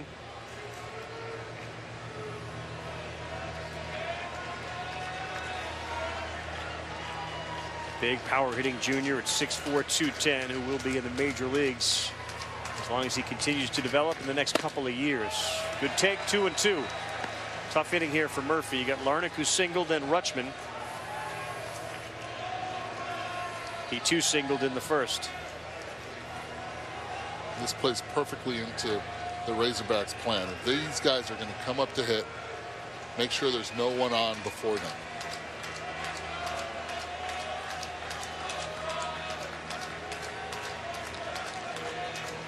Minnesota Twins waiting for Larnach to finish his College World Series before they can talk to him and sign him.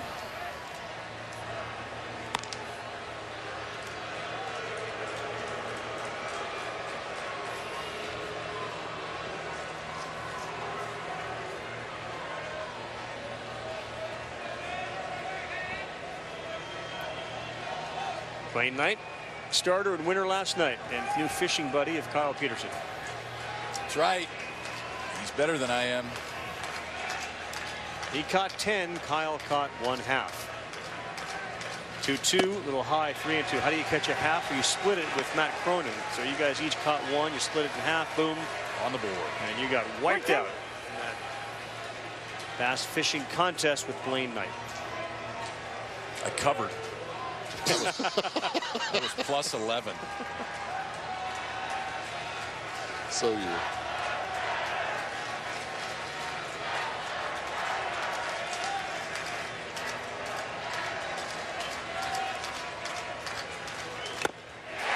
Got Larnach to foul, tip one into the mitt of Grant Cook. So Larnach retired for the first time. Laura talked about the old football. This is Rutschman. He kicks off. Boom! He recovers his own onside kick.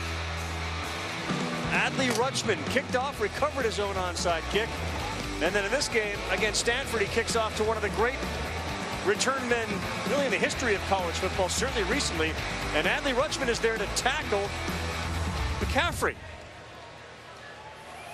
That's why Mom was a little upset. He's good. He's good at this too in the fourth. Looks at a called strike from Murphy. What'd you do? You blow your monitor up over there? Almost went over. Not quite sure what happened. I think you saw that. I heard it. Focus on the field right there. We got action on the field. Eyes we need to look over here. Forward. A lot of noise over there. It went down just like McCaffrey did on that play.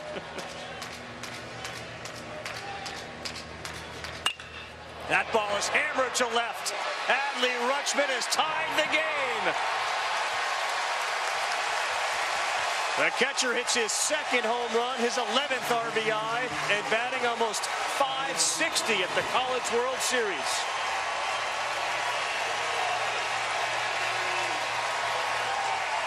We talked about the approach.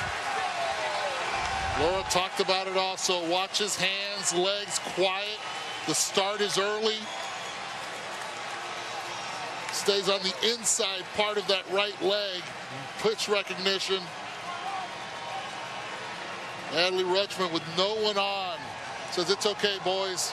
I'll drive myself in. 11 RBI so far in this College World Series. He is some kind of hitter from both sides, too. When you bump your average up 165 points and the power continues to come in just 1 year, remember, just a sophomore. A lot of Buster Posey comparisons, and this guy's a switch hitter. So we got action now all over the place after that solo shot by Rutschman. You saw Barrett Lowski run out to the bullpen. And he was joined out there by Jake Rindell and Matt Cronin. 5th most in series history. Rutschman and Larnach have been a dynamic duo. First set of teammates all time with 13 hits each in a College World Series. With one swing of the bat, the stadium looked like a wave, especially in the outfield, the general admission seats. Everyone that was a Razorback was standing, and the Beaver fans were sitting, and all of a sudden it was just a contrast. Switcherooski there. 1-1 to Michael Gretler, the senior. Popped up and playable. Right fielder Cole. 2 down. Reminder, for more coverage of this College World Series and interactive brackets, go to NCAA.com.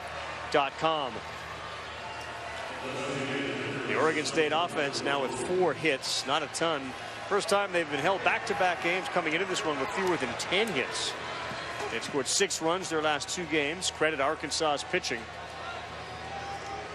Really look at the numbers. Madrigal contributes, but Larnach and Rutschman have been outstanding.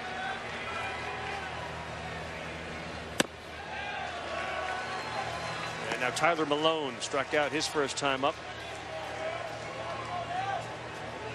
Early in the World Series, he was hot, 3 homers.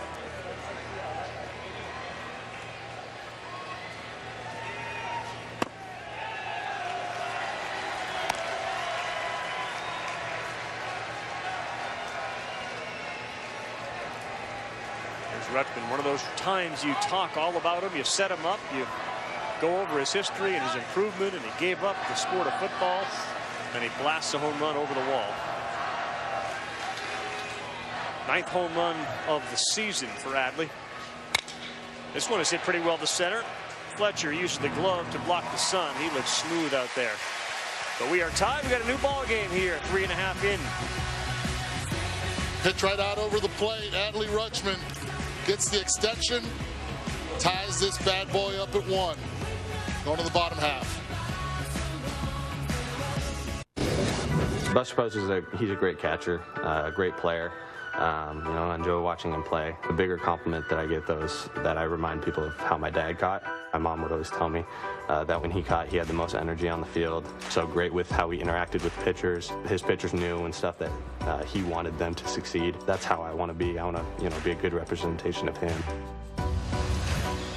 Following in his father's footsteps, Adley Rutschman just delivered a big home run and tied this game up. No doubt about it. Just think of the qualities that major league teams look for in catchers. You know, leadership, ability to deal with a variety of pitchers, to be a leader. I mean, he's run out and put his arm around everybody that's come off that mound, regardless of their performance. So we can check that box. And he's a switch hitter. And he's getting better. I mean, Kyle, what do you think he does? He's got 9 homers this season. Given what we've seen him do, where does he go next year? 15? A power standpoint? Yeah, that number wouldn't surprise me at all, and it wouldn't shock me if there's even more. It's just his understanding of his swing and the changes that he's made and how quick he's been able to incorporate them is pretty amazing. Let's remember up there at the beginning of the season, the ball doesn't travel well at all either. But I think we have a pleasure here of being able to watch 2 catchers that know how to frame really well, block really well. And Rutschman and the defensive prowess of Cook for the Razorbacks. It's special. And Eisert looks really good. He has faced 3, struck them all out. And really, if Oregon State's going to win this World Series, it's going to be about their bullpen. In 7 World Series games, the starter has lasted less than 5 in 6 of them.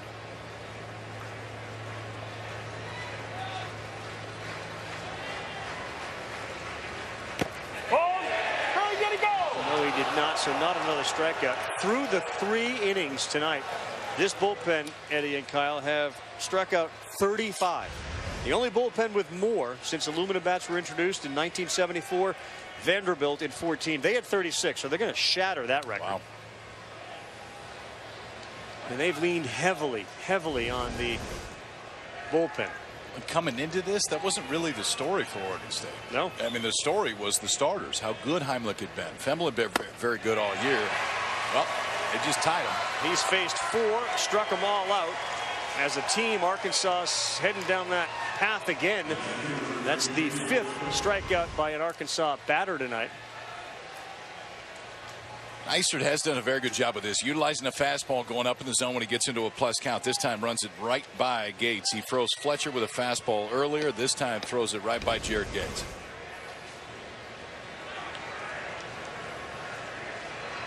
Grant Cook, then Jax Biggers here in the bottom of the 4th. Arkansas again, 1 hit. Ball.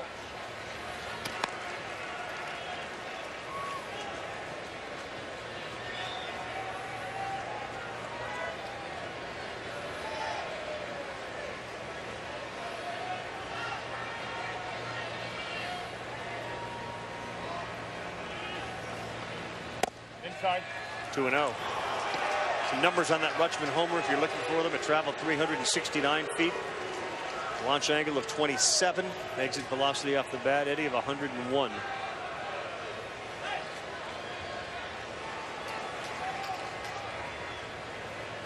Couple of hits last night in game 1 for Grant Cook. Popped up. Sky high in the infield. Shortstop, Grenier. 2 down. The College World Series Finals, Arkansas versus Oregon State, Game 3, tomorrow at 6:30 on ESPN2. If necessary, that's when we will be broadcasting Game 3 and the decider of this College World Series final. Pretty simple formula. Oregon State's got to win. Arkansas wins. There'll be a dog pile on the mound as they will be first-time World Series champs. Number 9, Jax Biggers, and the 9-hole hitter with 2 down. Pours one in there for a strike is Brandon Eisert. To be on your toes as a fielder, you don't get many opportunities with Eisert. Really, with this bullpen, they keep striking guys out.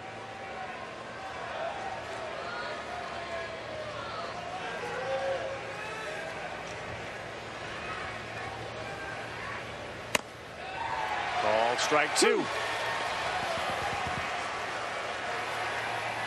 Breathe deep. Dave Van Horn,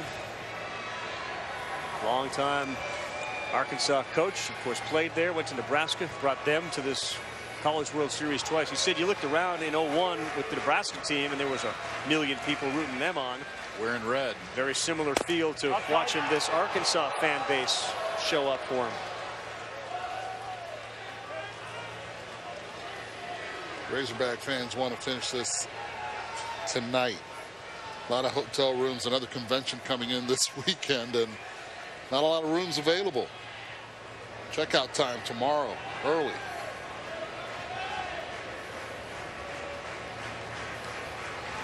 Yes, he did. Yes, he did. Another one. Brandon Eisert picks up strikeout number 5. Real solid work. Bottom of the order, Beavers, Novak, Taylor, and Jones when we come back. You're watching the College World Series presented by Capital One. Arkansas head coach Dave Van Horn here with us. And, Coach, you're able to score a run without a hit, but especially with Eisert in there now, what adjustments do you guys need to make? Yeah, well, he started out and everything he was throwing was to his arm side, in on our lefties, away from the righties. That inning he made an adjustment, started using the whole plate. So we just got to get a pitch and we've got to square it up. I mean, he's seen 6 hitters. He's got to pop up in 5 strikeouts. So we've got a lot of work to do. We got to get through this lineup, a couple more times. We got to find a way to score. What can you say about Casey Murphy so far tonight? Well, you know, it didn't start out great. They were squaring up ball after ball, but he kind of settled in a little bit. He made a mistake with the changeup and left it right there. He's battling. He's giving us some outs. Thanks so much. Thank you. Sent some arms out to that bullpen. Right now just hanging out in the Arkansas pen, but a lot of good arms, a lot of good power arms too. And to me it feels like, and you guys correct me if I'm wrong, it just feels like they're looking to get as much as they can out of Murphy before they make a move, because the bullpen for Oregon State's been so good. You can't risk the chance of losing another run if you're Arkansas, or two or worse. No, I think Dave Van Horn kind of just said that too. You know, I mean, he's got us some outs. And I think that's the thought process going in, is how many outs can Murphy get you? At this point, he's got you 12, only giving up one run. And I think you would absolutely take that right now if you're Dave Van Horn. Some have been loud outs, but they're still outs. Recapping Adley Rutschman, the home run on the 4th. That tied this game up. As we head to the 5th inning, College World Series Game 2. Arkansas wins. They get the championship. Oregon State 4-0 in elimination games here. Can force a Game 3. The balancing act is you got to have one eye on Game 3 with regards to who you use and how long you go from bullpen perspective, but you are trying desperately to win this thing and not even see a Game 3. Right.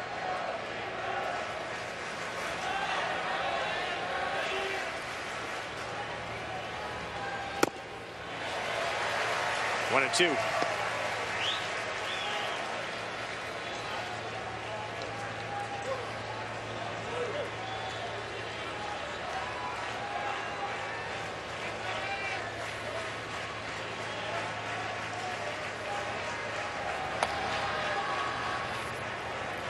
Last night was Lowski. There was Cronin. We didn't see Jake Rindell. He's warming now as that pitch gets away, and we're even at 2-2. If you're Heston Kjerstad, which I affectionately call Hestad, combine both names, I mess that up all the time. I even told him before the game, you have to be praying right now that sun just starts creeping up. Right now, you see it by the legs, the shadows.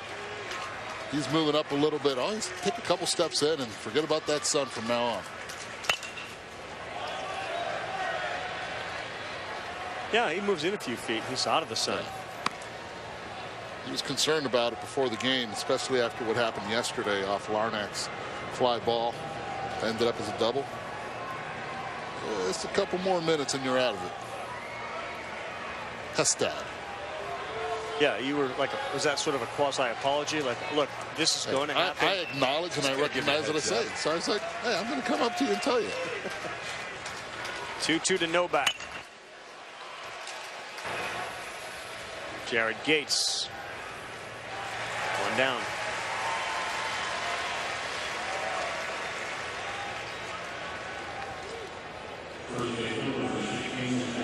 Get a lot of little leaguers watching the games. You watch all these guys catch pop-ups with one hand. Have we moved away from let's get two hands? Is it all one hand now, outfielders? Pop-ups, infielders? You see a lot of it, yes. I think the technology right now with the gloves have really helped. You always teach two hands. The problem is sometimes, especially on pop-ups, you end up putting that glove in front of the other hand in front of your eyesight. And a lot more guys are trained better, but with little kids, I still love to teach the two-handed approach. He'll use two hands. He's just waiting for one. Come on, one right at me, please. 13 outs recorded by Casey Murphy. Kind of a quirky statistic. None of them have been on the ground. Either strikeouts or pop-outs. That's it. That's an indicator to me of location tonight for Murphy. We talked about it earlier, where everything had been elevated, and that's why you see so many fly ball outs. That's usually not a good idea. And I know that this ballpark plays big, but I think it's playing pretty fair tonight. He's got an elite center fielder who's bailed him out a few times. Good pitch. Slider there. Yep. 1-2. Zach Taylor.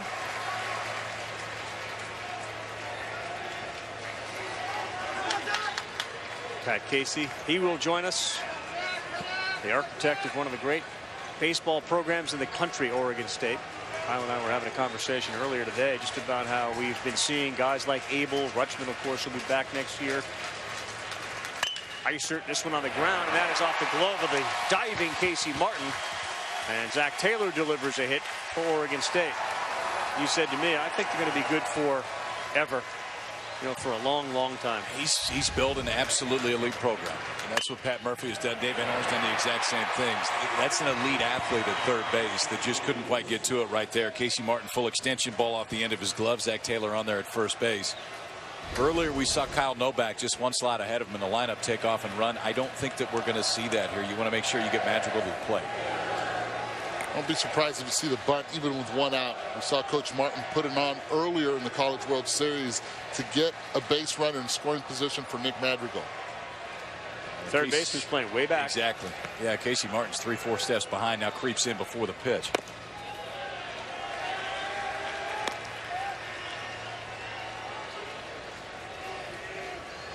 Amazing the impact that a guy like Madrigal and then the middle of that order can have on a team and on a pitcher and a game. You just sort of know that they're lurking out there. And they've been so good. The same count with a runner on first, 1-0 last time. They put a pitch out on with runner at first base. Yeah, I don't think Taylor's going anywhere here. Preston Jones, the number 9 hitter, the batter. He does square to bunt, and that's a great one. And he beat it out. Preston Jones, a late add to the lineup when Stephen Kwan was scratched. And you just kind of wonder if this is going to be a night where that decision could pay big dividends. He lays down a bunt, turns the lineup over for Madrigal. And Paddington coach Casey sends the bunt play right here. This isn't Jones's idea, but he executes it perfectly. Runs down the line, good speed, perfect location. Now you have runners at first and second for Nick Madrigal, which usually during the regular season he's your 3-hole hitter. Yeah, and I don't think he's going to face Casey Murphy. Third time around the order, Jake Rindle's been up and throwing for a while for Arkansas, and I would suspect that we see Rindle right here. And if we do, give a lot of credit Coach Van Horn for having the bullpen ready before having the bullpen already tossing before the inning even started, recognizing the amount of fly balls that have been given up by Murphy, the swings that have been on him, and knowing that the third time around the lineup is soon to come. You could just point out there, they're going to bring Rindle in. It'll be his 26th appearance, and he inherits a tough spot, typical of a reliever. Nick Madrigal comes up, hit almost 400 this season. He's got 2 men on as Casey Murphy comes off, and he will be congratulated by the Razorbacks on the top step. Stay with us in the 5th, 2 on for Oregon State, needing to win the game. So after that bunt, which turned out to be a bunt for a hit, look who comes out to give him some love, the guy that he replaced in this lineup.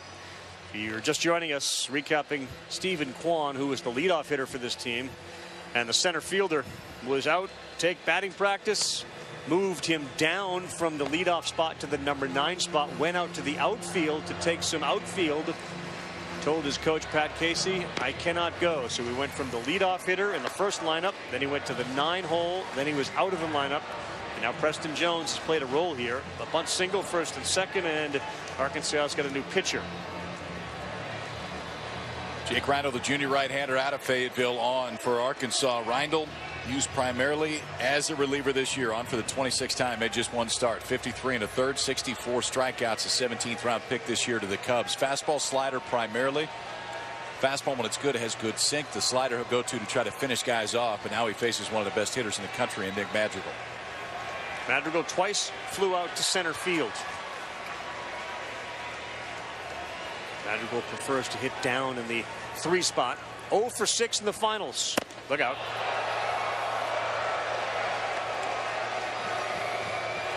And it's hard to tell a strikeout pitcher. Keep the ball down. Let's try to play for the double play.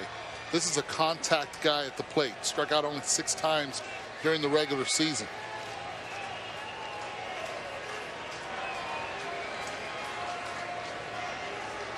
They talked all about unfinished business. They got here last year. 54 wins when they arrived. They left empty-handed. And Rindle looked like he aimed that, and he's behind 2-0. That didn't look like a comfortable pitch, Kyle. Well, that one looked like he was trying to miss a bat. And you see that sometimes when a guy's throwing a slider, he's trying to make it break instead of really trusting it, throwing through the pitch. That's the action that you get. It's pulled on the glove side away from Madrigal. Now you're in a 2-0 hole.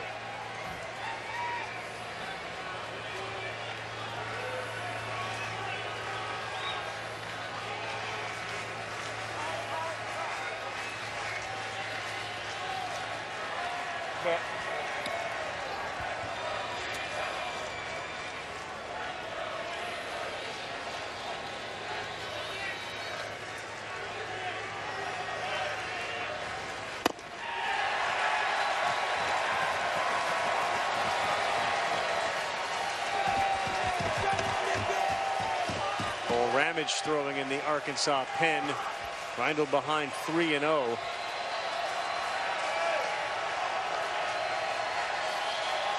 can see Wes Johnson, the pitcher coach, back behind Dave Van Horn right there, and he got on the horn in a hurry.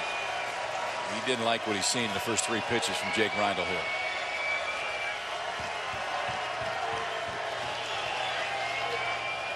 Wow. Madrigal may have bought himself a walk there. That certainly looked like he got a lot on the plate. And now they are loaded with 1 out. I'm with you on that, Carl. So 1 batter, 1 walk, and now 1 meeting on the mound as Wes Johnson, the pitching coach, comes out. After that first pitch sailed up and out of the strike zone, it just felt like Reindl got a little tentative. His last 2 pitches were cutters. You'd see fastballs at 89, 90 miles an hour. They were fighting to cut, and you could tell the first one was way high, the second one right in the middle.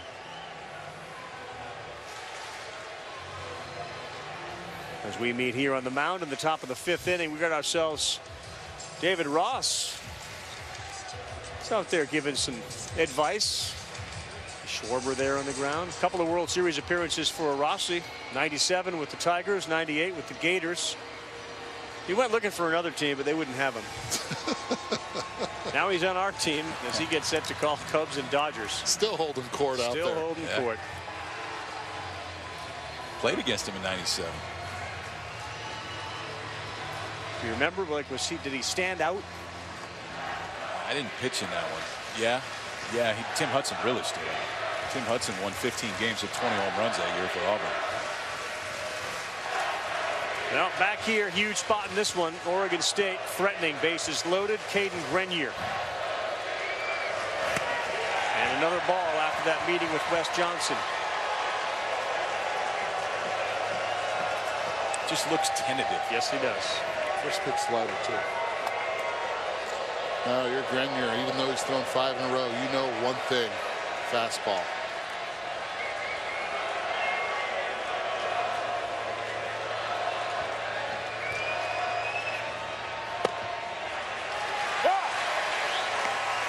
Better there. Cutter, you could see just a little bit of movement away from Grenier right there.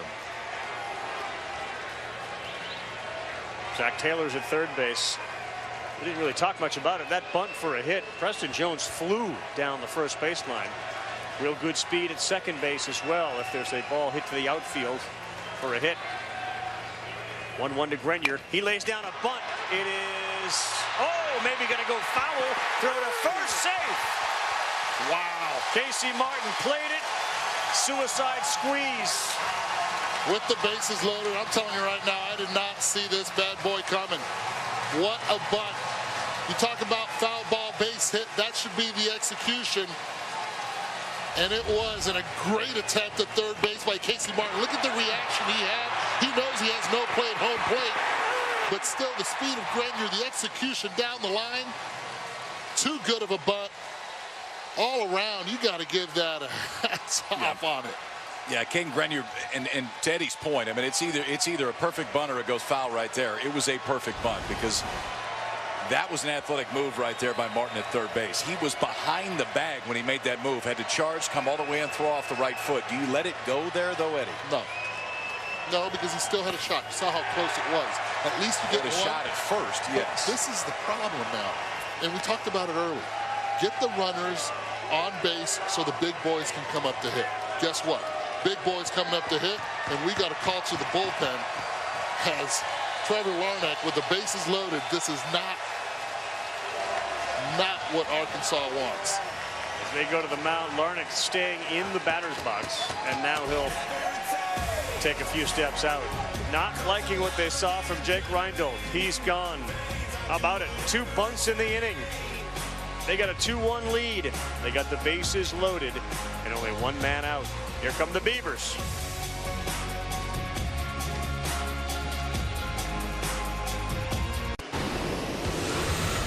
Fourth inning, like last night, a lot of stuff happened. Adley Rutschman went yard. That tied this game up. He jumped Casey Murphy. And just like that, we are knotted at 1. Fifth inning in all Oregon State. How about the bunts? We've had 2 of them. This one had to be fielded by Martin, who flew through to first. Nobody out. 1 comes in. Beavers on top. 2-1. And now Trevor Larnach and Adley Rutschman are due up. First 3 innings, they weren't good. Since, they've been great. And this is the Oregon State offense.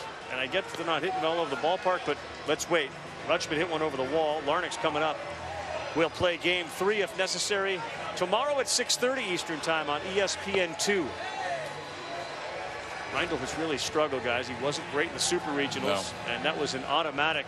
I don't like what I saw from Wes Johnson. He's coming out.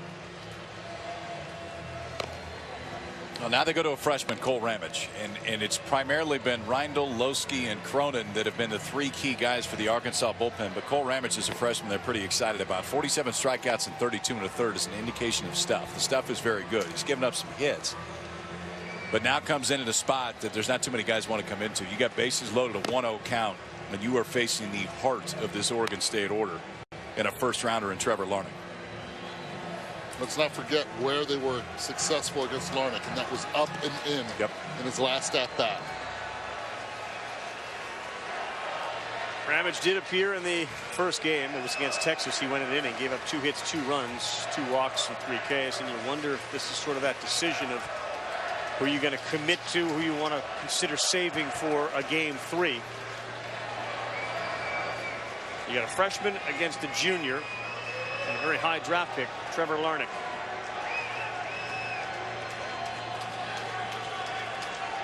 $18 home runs on the season. Both foul. Got a pitch to hit, and he fouls it off a 91-mile-an-hour fastball. I'm Arkansas. I don't even worry about tomorrow. I try to win this thing right now. 2-1. I do not bring Loski in, and I don't bring Cronin in unless this ball game's tied. I don't know how you can. Loski went 2 innings yesterday. Cronin went 1. Worst case scenario is you've got both of them loaded and ready tomorrow for game 3. I don't think they'll move unless this game gets tied. Isaiah Campbell, the assumed starter tomorrow. And I would think if you're Oregon State, it would have to be the freshman Kevin Abel. There's Campbell. He was outstanding. Lights out in his start here. 8 Ks against the Gators in 5 1/3. Looked like the guy that Arkansas was dreaming he'd become that night. If in fact there's a game 3, see how he handles the pressure. There's another freshman who really looks very anxious right now. Abel. 1-2 to Larnach. Good pitch. And how about Ramage to get Larnach? Huge out, 2 down. It's a changeup, and when it's right, almost looks like a split. I mean, it has really good down action right there for Ramage. And not about a freshman stepping into this situation right now, Eddie. Throws 3 strikes. He threw a cutter first pitch, then changeup, and then he said, you know what, the changeup was good, but let's change a little bit of that language and go cambio on that one, down and away to get a big strikeout. I mean, you come in at a 1-0 count facing a big-time hitter in Trevor Larnach, and that's a big strikeout for the freshman Cole Ramage right there. Now you got to deal with this guy, though, and it does not get any easier. 2 for 2, single and a home run for Adley Rutschman, having an enormous College World Series.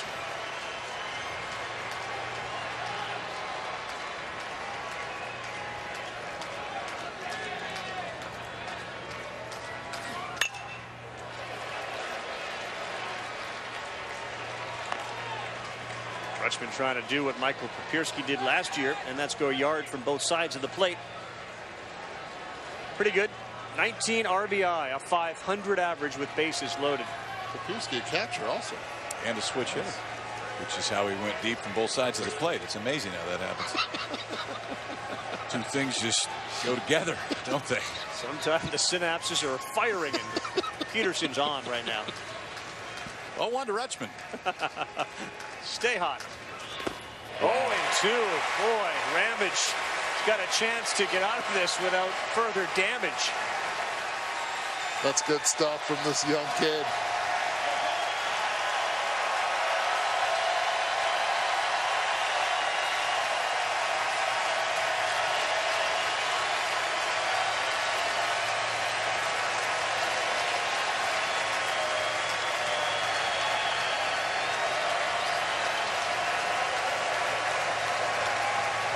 Rutschman's nickname is Adley Clutchman.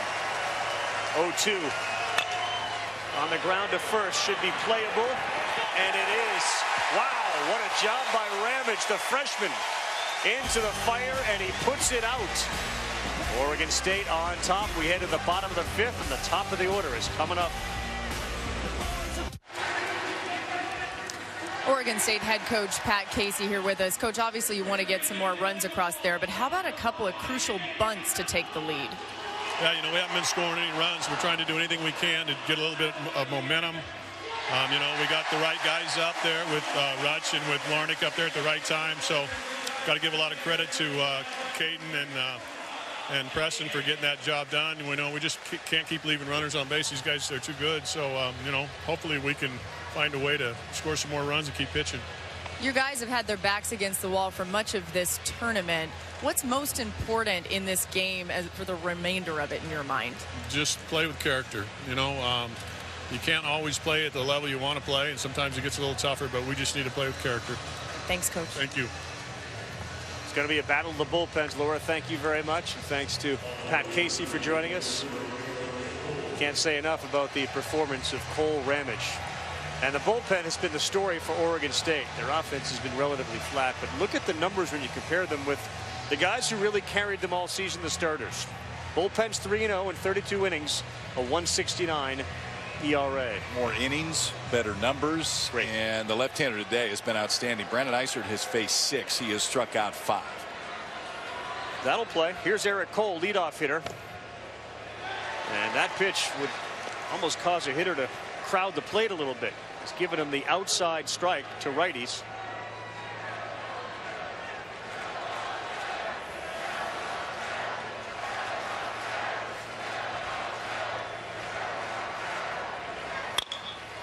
Up the middle, they played it perfectly, and Madrigal throws to first. So how about the move from Coach Van Horn in the top half of that inning? Bases loaded, 1-0 count.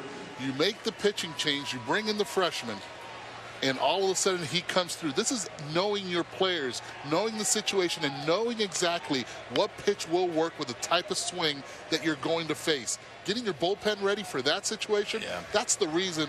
That's one of the main reasons why the Arkansas Razorbacks are where they are right now. Remember, it was 3 pitches when Jake Randall was out there that Wes Johnson turned around, picked the phone up, and called down the bullpen. And he immediately, his eyes were telling him he may not have it tonight. You can't let him find it on a night like this. I mean, if it's not there, you got to go next man up. Next man up was a freshman, Cole Ramage, and he got him out of a huge jam. Casey Martin, third baseman, grounded out too short, flew out to center.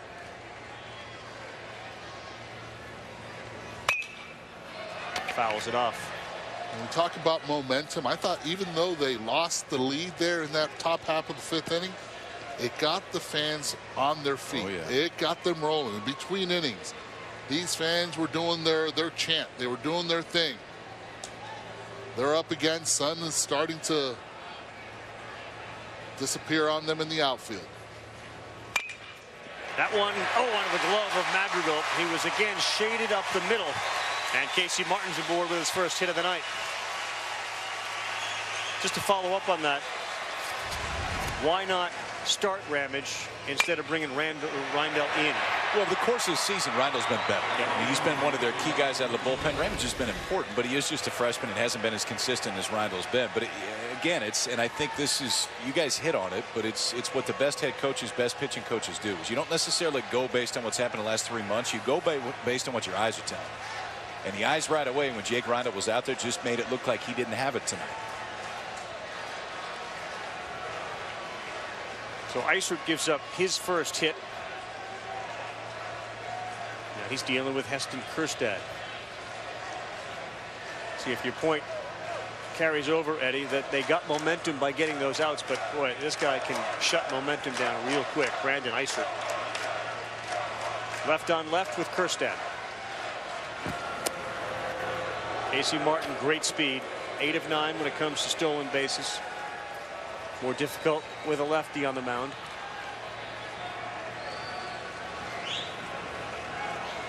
See if there's something he can pick up on Eisert, which will give him a better chance to steal a base. If that's the game plan.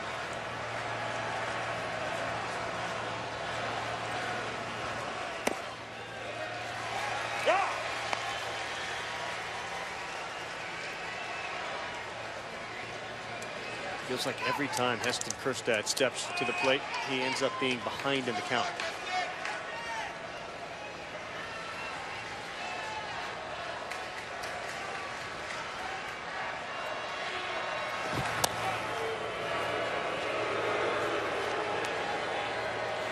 With Martin's speed, he can steal second even on a move. If it takes a while for Eisert to get over to first base, and the jump is on first move, which you're going to do against a left-hander anyway, Martin's fast enough that he can still steal that bag. I don't know that they're going to take a chance, but if you're gonna, this is a guy you're probably going to do it with. Safe.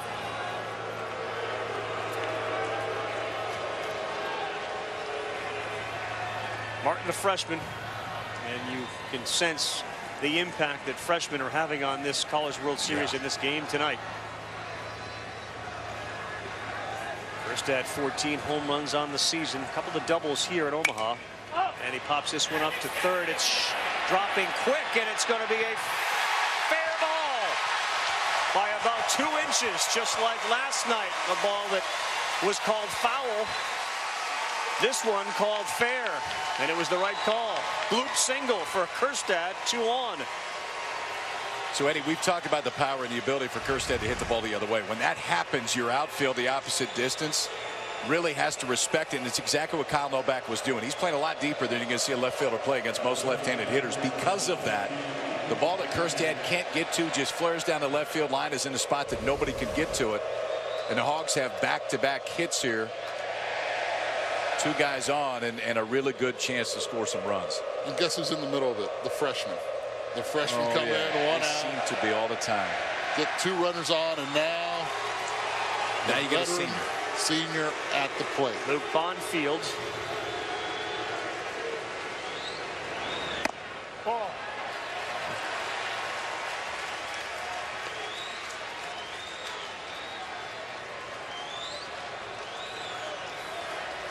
Bonfield 0 for 2 tonight. He has not had a good College World Series. 3 for 18.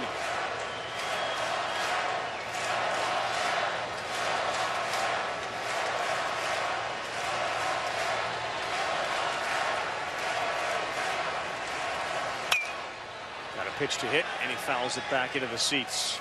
Luke Bonfield, the senior, 6'3", 205 out of Skillman, New Jersey. Trying to put his team ahead with 1 swing. With that speed on second base, anything to the outfield is a run, and we would be tied.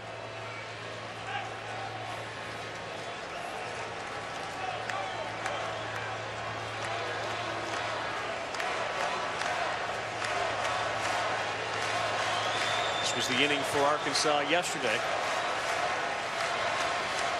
1-1 Bonfield. This one is to shallow left again. Is anybody going to get to this? No, it drops. And here comes Martin. And he is safe at home. We're tied at 2. That incredible speed and a great read by Martin, the freshman, knocks this game up.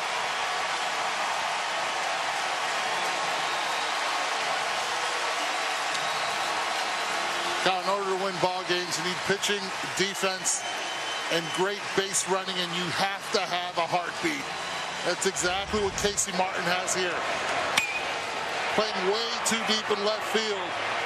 Right, hitting the triangle. Watch Martin just take a read. He keeps his feet moving. Once he sees it falls, He follows instruction. He plays hard the game. They know it.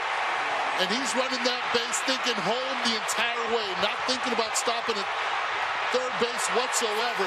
And that elite speed worked big time for him. And because of that, the turnaround third was outstanding. It was a tight turnaround third. It was the tightest route that he could have towards home plate, and he needed it. Slides in, just beats the tag of Rutschman. He can fly when he gets it going. Opened up, saw the ball land. In that instant, Casey Martin's thinking about scoring and tying this ball game up. They haven't hit him hard this inning outside of Martin, but they've hit him in the right spot.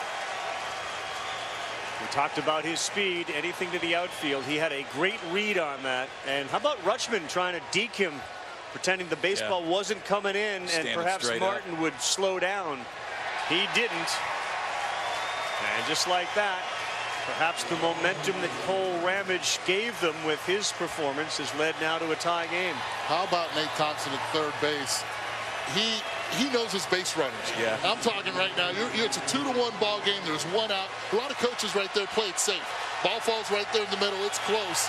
But he knows who Casey Martin is as a player. Knows he's not going to give in right there at third base. Come on by. Great cut, as you said. Scores him. Two Bermuda Triangle blue pits from Kjerstad and Bonfield. Now Fletcher, and time called.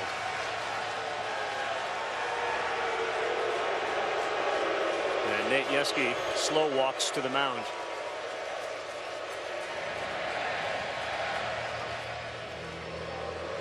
So let's review. Cole Ramage came in and did a terrific job getting Larnach and Rutschman. The freshman inherited a disastrous situation, and he held Oregon State to just one run after Reindl came in and gave it up. Ramage outstanding. Eddie talked about they relinquished the lead, but perhaps Arkansas got momentum, and then you turn it over here to the fifth inning. You get one out, and you get a single from Casey Martin and a blooper from Kjerstad and another seeing eye single from Bonfield that dropped in between Novak, Jones, Larnach, and Grenier. Yeah, and I think Nate Yeskie out. It's an empty bullpen. I mean, this is Isert's ball game. That is absolutely a fact. And I think this is one just to say, hey, man, let's see this for what it was. It's a flare to left. It's a flare into short left center. Let's not change anything right here. The approach is fine. Just keep doing what you're doing. Here's Dominic Fletcher. He has struck out twice. He's had a terrific College World Series, batting over .450. First pitch has been his go-to pitch on the first pitch. The slider in there for a strike.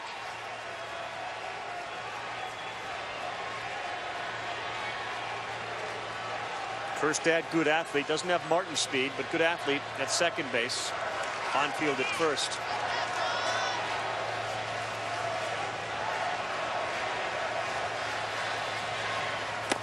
Wild swing, and he's 0-2.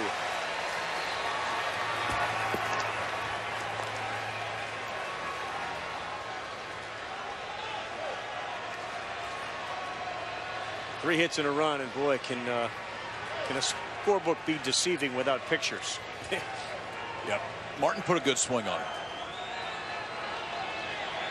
Two bloop singles. One ends up scoring Casey Martin from second base, and that was an uncomfortable 0-1 swing right there from Dominic Fletcher. I would think he'd go right back to the slot.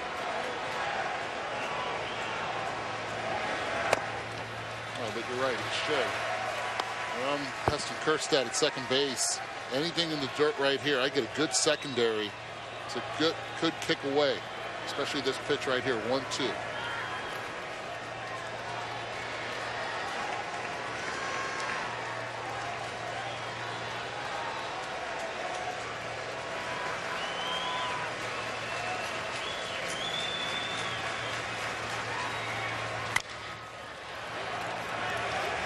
Away from that slider twice. Now you think ahead, Kyle. You get Ramage, the freshman. He was great. He's a freshman. You got Lowski out there. You get Cronin. The game's tied. I think now they absolutely come into play. If you're down, I just don't think they do. I don't think you can roll the dice that much. But if it's a tie ball game late, you got your two guys down there that give you the best chance to keep it all knotted up and give your offense a chance to win it. 1-2 to Fletcher. Nope. 2-2.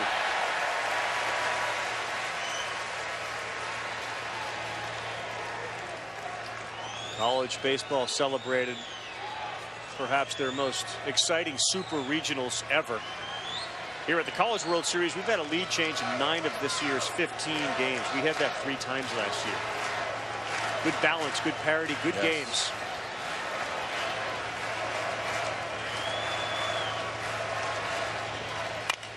Fletcher beats it on the ground. Madrigal will go to second for 1. That's all they'll get. Off third, throw behind, doesn't get Kirstad. But a nice try by Caden Grenier. Now, runner 90 feet away. Got to be careful of a wild pitch or pass ball, which we've seen in this game already. Led to one of the runs for Arkansas.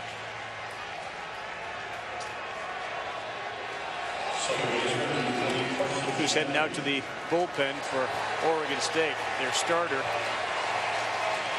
Kevin Abel. All hands on deck in this must-win game for Oregon State.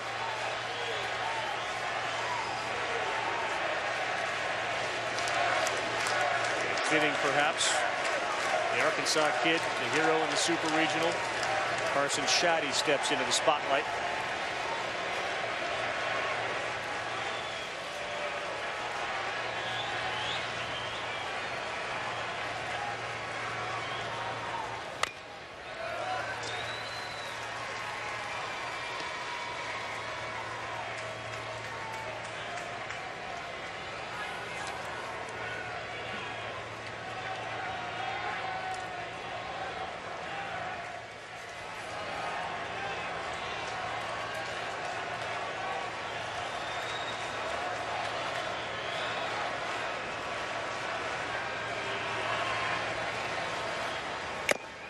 Good pitch. Fastball 91 underneath those hands. And now Brandon Isert ahead 0-2. Got to be aware now with 2 strikes, runners at first and third. This is usually where teams can come up with a play. We saw it in the Super Regionals with the Florida Gators. First, third play where they were able to steal a run by stealing home. Left-handed pitcher on the mound. Isert has struck out 5. And Carson Shaddy delivers the go-ahead run. Kirstad touches home, and they have first and third. And the Arkansas kid who dreamed of being a Razorback since he was 4 sends the crowd into a frenzy.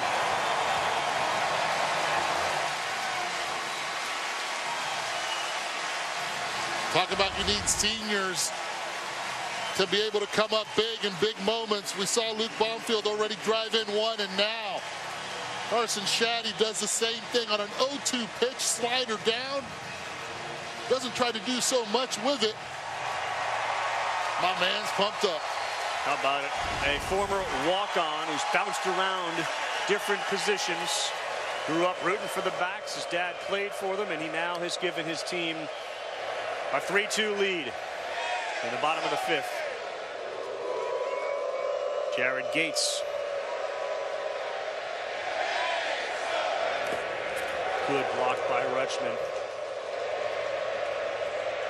Tell me that move by Dave Van Horn now. How big was that in the top half of the 5th inning? We talk about momentum. These players fed off it. Yep. Yeah, and you said it at the time. I mean, the crowd reacted. You got Arkansas's crowd back into it, which makes a big difference in this place tonight. You can hear it on TV, and if you were here, you can really see it with your eyes. There is a ton of red in this ballpark, and they are back into it.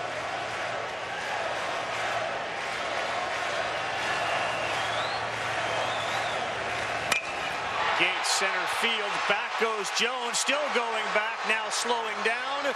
And he makes the play. Jared Gates gave it a ride. But just like last night, 5th inning, huge for the Hogs. They pick up 3 thanks to the speed of Casey Martin and the clutch hitting of Carson Shaddy. They're going nuts at Baum Stadium. They're doing the same at Baum Stadium North, which is also known as TD Ameritrade. Back at the College World Series, they're trying to hold that trophy for good. Who will win it, we'll find out. Game 2 continues as we head to the 6th. Before that, take a look at the Capital One Cup standings update. Teams compete for a combined $400,000 scholarship donation from Capital One. Winning team of the CWS will get 60 points from their school. Arkansas men currently have 6. With a win, they would end up in second place with 66. Really, Stanford? Wow. Yep. That's all they do out there, huh? Sports? Just sports. That is all. Well, we got ourselves a good one with Eduardo Perez, Kyle Peterson, Laura Rutledge, Carl Ravitch. 6th inning now. Cole Ramage, who came on and somehow got Trevor Larnach and Adley Rutschman to end the 5th inning. Deals with Michael Gretler, Tyler Malone, and Kyle Novak here in the 6th. On the ground to third, fielded cleanly by Martin. Long and strong and off the mark. That's an error and no advancement. Gretler thought about it, wisely stays on first, and a mistake by Casey Martin. He did everything right, too. Took a step back to field that baseball, kept his feet moving. Only thing was, I mean, you look at it, the footwork was perfect, shuffled, just sailed on him a bit. Got a little bit under it with the elbow, but besides that, all there. So the hero with his speed in the last half now commits a error and gives Oregon State and a base runner. Tyler Malone, the designated hitter, struck out, flew out to center. First error of the game for Arkansas. They've been very solid in the field since the NCAA tournament began. Ramage, that one hit hard, and that was in the right center field gap. Gretler will go to third. And the throw comes in, the error now at third base, and a hard hit ball by Tyler Malone. How long do you leave Cole Ramage in the game? Barilowski has just started to throw in that Arkansas bullpen. It looked like a cut already that kind of came right back in towards the barrel of Tyler Malone, who has barreled plenty of them up in this College World Series. We talked Lowski, and when do you use him? That time may be coming up. Fastball, center cut, coming right back in towards Tyler Malone. So after the error by Casey Martin, Malone smokes one to right center, and the Beavers first and third, nobody out here in the 6th. Right back in business. They're going to have a pinch hitter. Jack Anderson has stepped into the batter's box. Anderson will hit in the place of Novak. Let's not forget here, when runners are in scoring position, what is the pitch he goes to? The changeup. Jack Anderson hasn't seen a pitch yet, but he knows he has to execute with that changeup. He's been used to sacrifice a lot. He's got 6 sacrifice hits. We've already seen a bunt lead to a run. Anderson looks at a first pitch strike.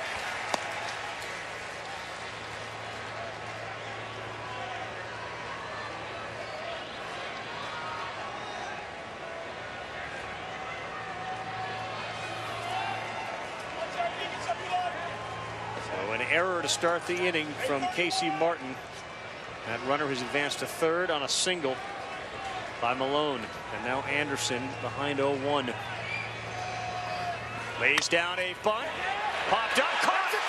Throw to third. Double play. What a huge play. They try to do the bunt again, and off the mound came the freshman Ramage. He threw to third, and Martin slapped the tag on Gretler. So the freshman comes in last inning, bases loaded, 1-0 count, gets 2 guys out and strands him, and now makes a big-time defensive play. And the presence of mind immediately to look to third base and know that that was the base runner that was probably off and moving the first. Ramage spins, throws, good enough for Martin to catch it, lay the tag down for the double play. Well, they succeeded with the bunt, the suicide squeeze earlier in the game. They haven't really hit the ball very well, and they try to go to the well one more time. And Anderson, who had those 6 sacrifice hits, got under it too much, and a good play by Ramage. So wow, how the inning has changed. First and third, nobody out. Now man on first, 2 down. And a strike 1 from Ramage.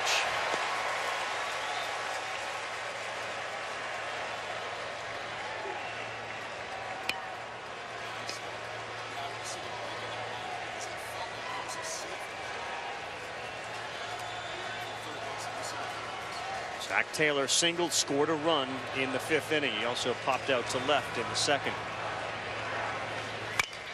This one, another chance, and across the diamond, better throw that time from Casey Martin. Holy cow, did that change quick. First and third, nobody out. Double play. Cole Ramage threw 7 pitches in the inning. What a game changer right there. The bat head drops just a little bit. Ball gets elevated, and the presence of mind by Ramage to be able to throw it to third base gets him out. Another inning changer.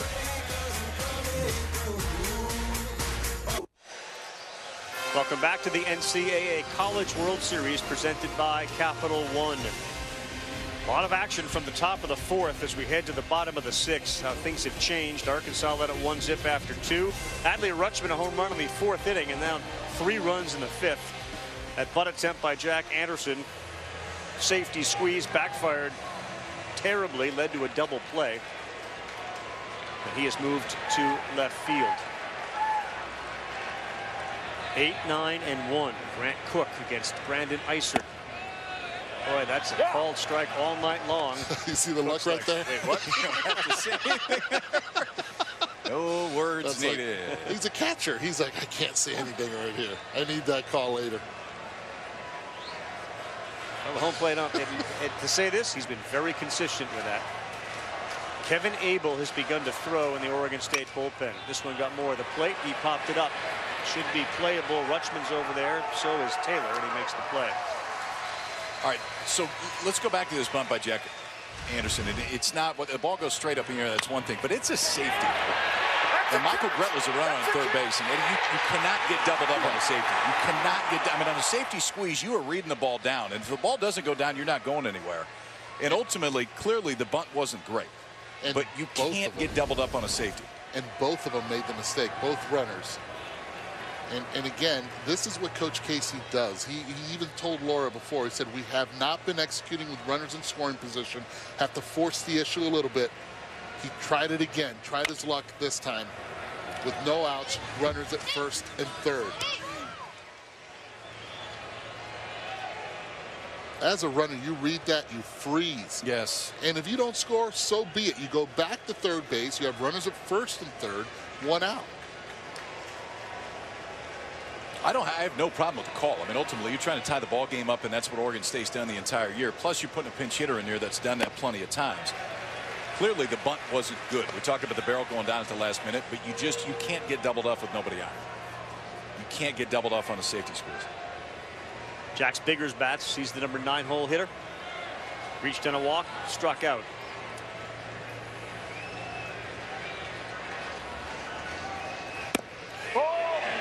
You know, one thing I've noticed is Coach Casey definitely manages his team differently when you look at the top and bottom half of the lineup.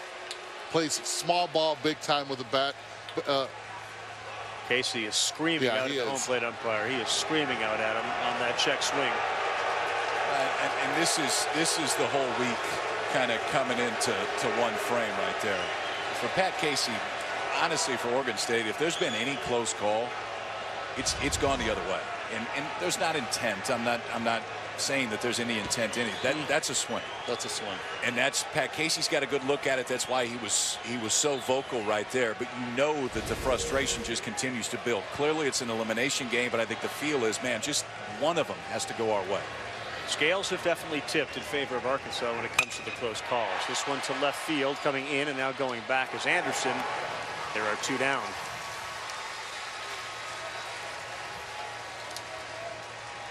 Isert came on to this game in the 3rd inning. He struck out 5 of the first 6 he faced. He hasn't struck out a batter since then, and he has faced 10.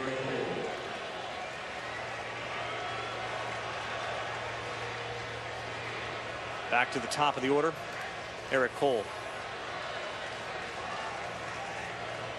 So again, those 5 Ks came against the first 6 guys he faced.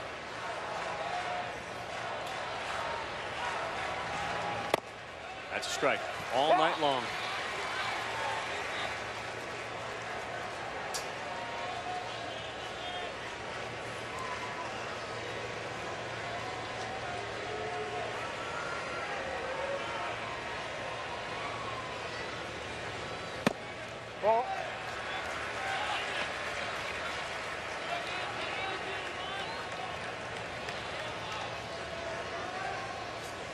Played for a World Series title in '79, didn't get it. Arkansas knocks on the door one more time. Oregon State back-to-back in '06 and '07. That's down, and it's 2-1.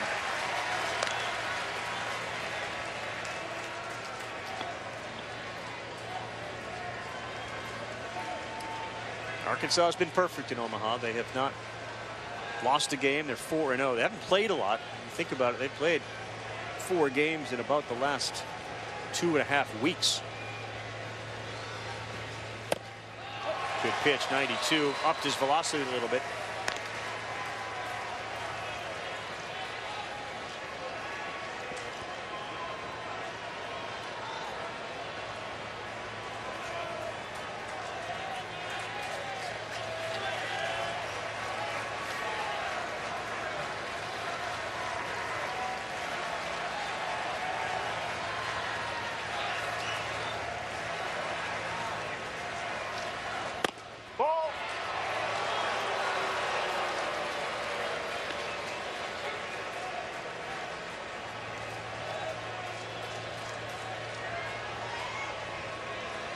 Pat Casey in the 7th inning, the 9-hole hitter, and then back to the very dangerous top of the order.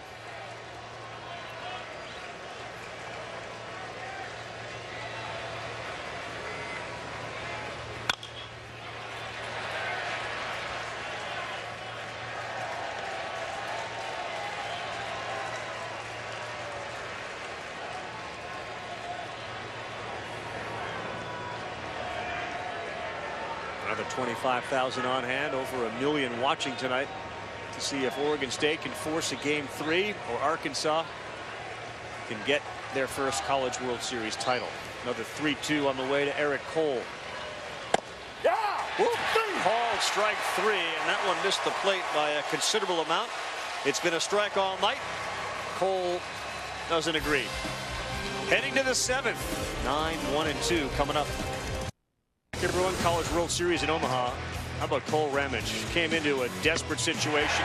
He got Trevor Larnach, who hasn't really been out this College World Series, and Rutschman, who homered earlier, to ground out innocently, gets out of a jam. Then in the 6th inning, 1st and 3rd, Ramage fields this and shows his athleticism. He doesn't go down. He fires to 3rd. Casey Martin. They double off the runner, and as he says, let's go. Well, he's gone. And he was outstanding. Tonight's Game Track brought to you by Buick. Looks like this. Rutschman 2 for 3, solo homer. They extend this inning. He'll come up again. Bonfield and Mr. Shaddy, RBI singles in the 5th. For Carson Shaddy, his go-ahead RBI. How about this, guys? That was the first 2-strike hit for Arkansas in the College World Series finals. They were 0 for 31. And Shaddy from the right time. Fayetteville, Arkansas, delivers. 0-2 slider down and in, and before that ball was even into the outfield, Shaddy's right arm was extended. He knew he got it. So now Barilowski, who with 2 innings last night, we talked about the back end of this bullpen. When do you use them? How do you use them? Now they have the lead. So they go to Lowski. 67 strikeouts, 52 1/3. A lot of fastballs from Lowski, especially up in the zone. But now back-to-back nights, Oregon State has seen him. Let's see if they make any kind of an adjustment. The closer Matt Cronin up and moving around a little bit in that Arkansas bullpen. Preston Jones, he was the guy that had that bunt single in the 5th inning, the inning in which Oregon State scored a run. Look out. Dead ball, dead ball. Foul ball off his foot, and the bat went flying. Let's see if this ball hits his foot. The Arkansas bench says no. I didn't see that off his foot, Eddie. Me neither. I saw the bat go flying, and it was, I mean, it's a visual that you don't see much, but it didn't look like it was off his foot. No. Wow. Hit the inside part of his leg? Yeah. Not his foot. That's why we're looking at a different spot. Tell you what, that's one tough dude. If you don't hop around after fouling one off the, I mean, that was off his shin if it hit him. You really got to slow that down to see it, because clearly it's way out over his foot. Watch his pant leg.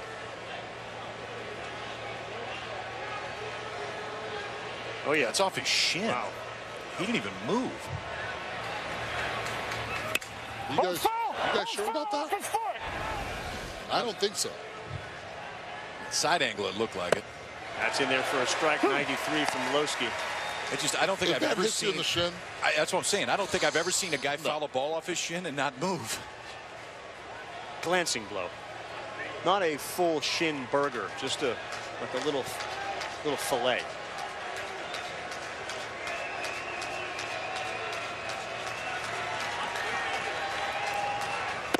Wanted him to chase. Lowski made a living up there last night. And Preston Jones laid off.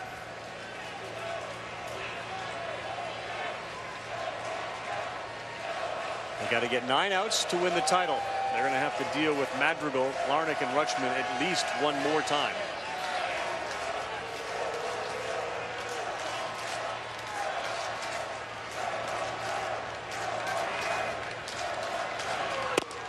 Strike 3.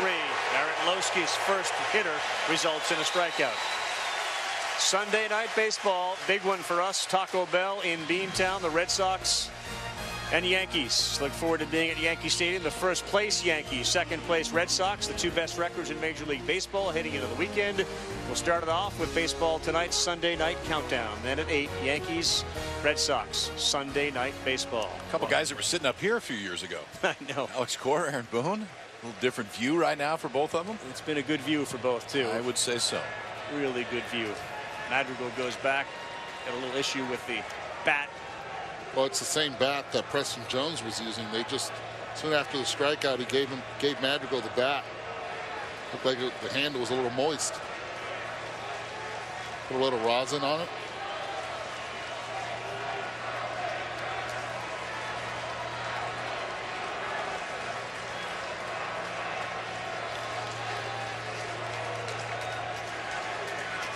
One out. Good matchup here. Lowski and Madrigal. First pitch, ball 1 away.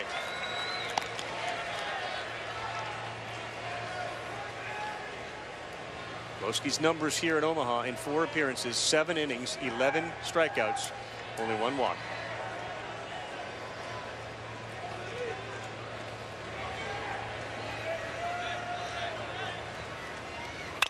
Changeup, and that's to center field. Good pitch by Barrett Lowski, and you can just see the result of the changeup as Madrigal flies out. Third time he's flown out to center field. I think that caught you off guard a little bit because yesterday we saw the effect of that curveball have more of a 12-6 type drop. 79 miles per hour. Stayed up. Curveball stayed up and it looked like that changeup off the screen. Key here, though, 2 quick outs for Lowski. He was coming off a night last night where he got 6 outs. You want that pitch count to be efficient right now if you're Dave Van Horn. It has been efficient so far, but this order just keeps on coming at you. Grenier before Larnach and Rutschman. 2 down. Grenier singled his last time up. Fastball at 94 right on the corner for a strike.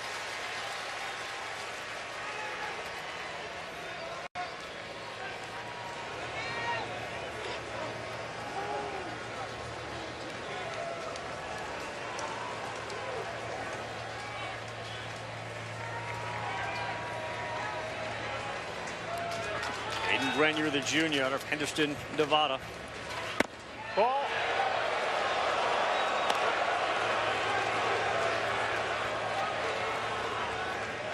For the most part, it does look like Lowski will hit the glove wherever the glove is. Yeah, I didn't miss too many spots. We got company. Uh-oh. Now we're on the move. Rough guy to have sitting in front of you.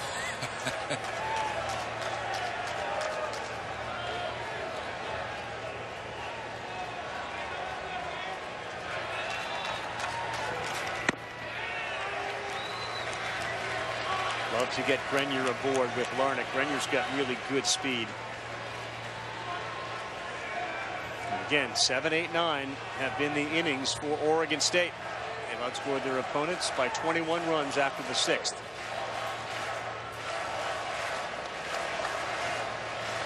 Guy Cole Ramage played a big part so far in this game. Back up the middle, clutch job. Caden Grenier's aboard with 2 down, and you have to deal with Trevor Larnach now. Really good piece of hitting by Grenier. He's got 2 hits tonight. Watch the hands work right here. Pitch on the inside part of the plate. He brings them in. Then stays up the middle. Talk about working those hands and the balance that Grenier has. 37th pick overall in this year's draft. That was big time because it's exactly where Lowski wanted to throw it. Grenier just got his hands inside and got the barrel to it, shoots it out to center. Matt Cronin with a baseball in his hand, but not yet. Not yet.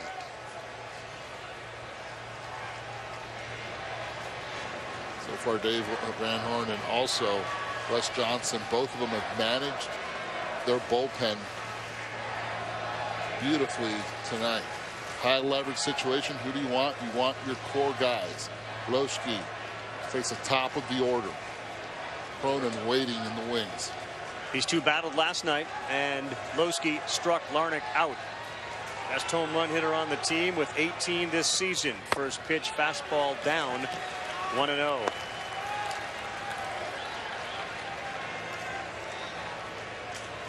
Larnach and the guy on deck are putting together one of the great College World Series by teammates in the history of the College World Series.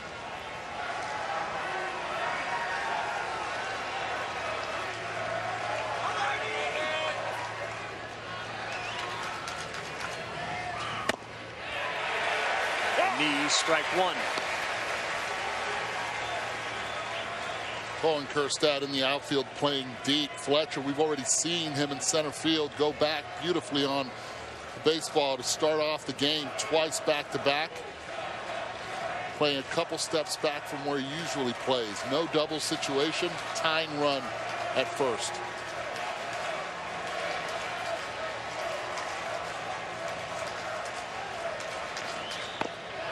Good pitch, 93 and away. 1-2 to Trevor Larnach. He has struck out twice tonight, singled in the first, and the crowd gets into it.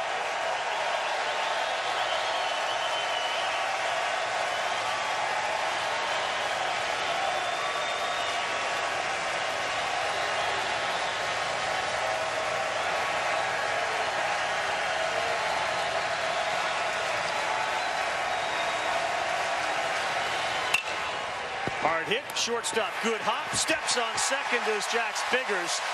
Larnach hit it hard. Biggers got a good bounce, and they get through the top half of the seventh.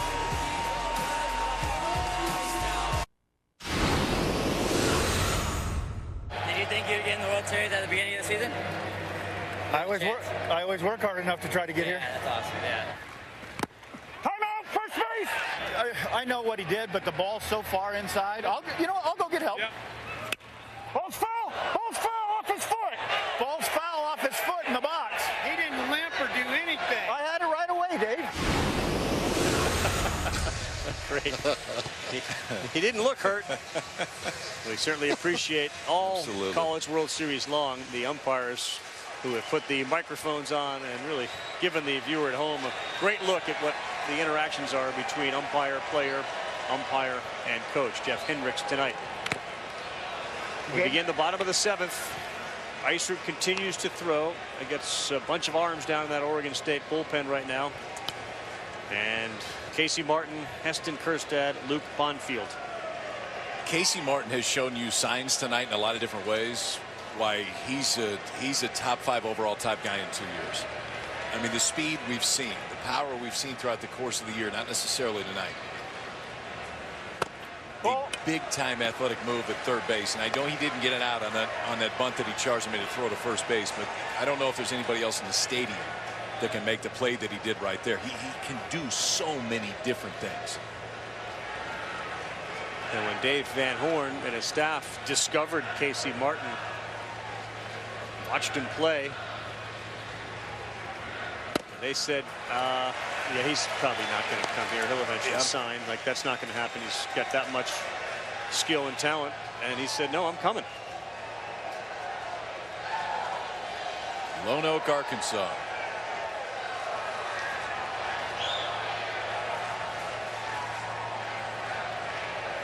Oof. He didn't want to swing. You could see his face once he committed. Now 2-2. Does he end up at third base next year? Or do they no, I think he ends up in the middle, potentially. they think he has the moves and the skill to be there. I mean, you take all of those things and he ends up with the ability to play shortstop. I mean, now you have something that you just don't find. 2-2. Right center field. Drifting over is Larnach, and he's there to make the play. One down. 9 o'clock here Central Time, 10:02 Eastern Time. You'll be able to watch the Cubs and Dodgers, which it's now 7:02 out there. They'll be playing tonight, and it will start on ESPN2. So about 8 minutes from now, first pitch, Cubs and Dodgers. And again, when we complete our coverage of this College World Series Game 2, they will move over to ESPN. Jake Mulholland, the lefty, continues to throw and throw hard in that Oregon State bullpen. Heston Kjerstad reached on an error. Then he walked, then he singled, and it was that bloop single down the line and left. Back-to-back bloop singles after Martin had singled that led to the runs that they scored in the 5th inning. Those 2 runs. Couldn't have placed them any better if you were Arkansas, and a nightmare for Oregon State. You couldn't have, but if anybody other than Casey Martin is standing on second base, true, they don't score. Right.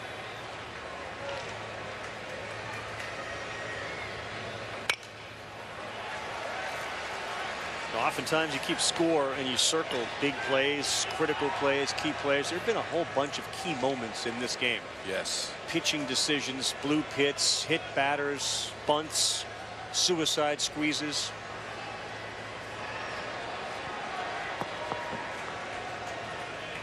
Freshman stepping up like that guy, Cole Ramage. Brandon Eisert's been really, really good. This is a slow roller. Madrigal backhand fires. Got him. Kjerstad retired. Really good play by a charging Nick Madrigal. Talk about cutting in front. Watch Madrigal right here. He takes a step to his left, and the ball's hit to his right. Backhands it. Takes an extra step on the transfer, but has a strong enough arm to get it done. Right here, takes that extra step. Makes a nice throw over to first base for Taylor. It's a nice pick at it. No instant replay or review here in the College World Series on plays at the bases. Might change when the committee gets a chance to meet in July. See if we expand it for next season. But people at home who are wondering, should we review that? There is no review on plays at the bases. Oh, that crossed up right there. Sure did. He was looking change up, got the slider, it looked like.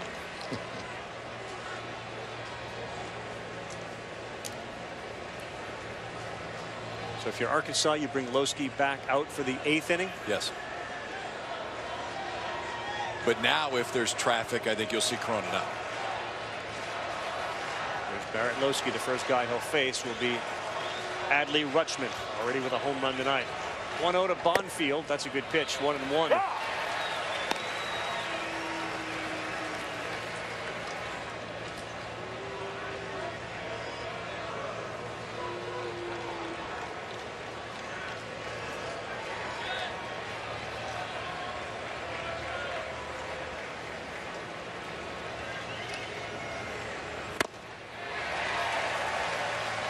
Can't say enough about the Oregon State bullpen this entire College World Series, how great they have been. Their starters have not given them length at all.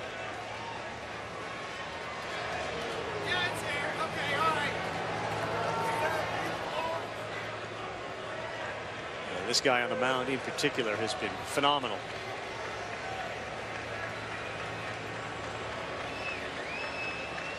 Looking for strikeout number 7. Oh. That's been a strike most of the night from Jeff Hendricks. Yeah, pitches way away, but Luke Bonfield ended up striking out on a pitch that was this much out, and a 2-1 pitch that was called right there.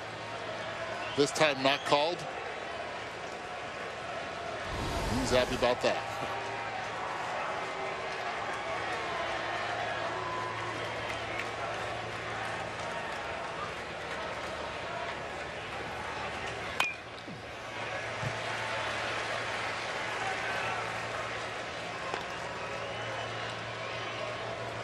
We're not getting a lot of grunts and groans from Jeff Hendricks tonight. Last night, Travis Katzenmeyer behind home, the umpire was feeling pain when there was really no pain, but he was anticipating it. We don't have that tonight.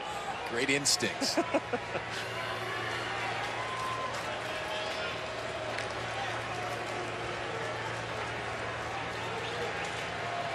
2-2 to Bonfield.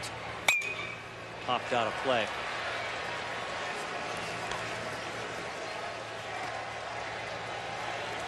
Arkansas got 1 run in the second. Oregon State answered with a run in the 4th, a run in the 5th, and then Arkansas, bottom 5, comes up with 2. And that's how we get to 3-2. Bottom 7's been a battle of the bullpens for a while now. Iser came on in the 3rd inning. Here we are in the bottom of the 7th with 2 down.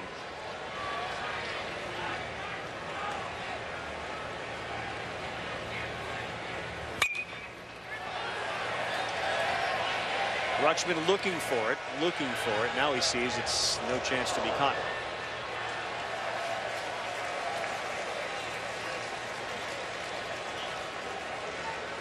An interesting time of night here in Omaha. The sky, difficult to pick a ball up. There's sort of a white layer that Rutschman perhaps lost it in.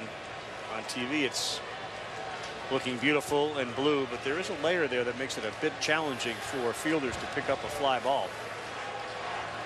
Luna llena, full moon.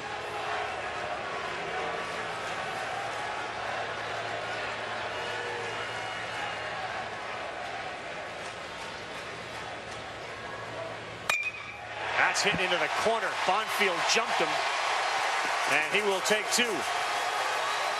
Anderson throws it back in, and a 2-out hit with 2 strikes from Luke.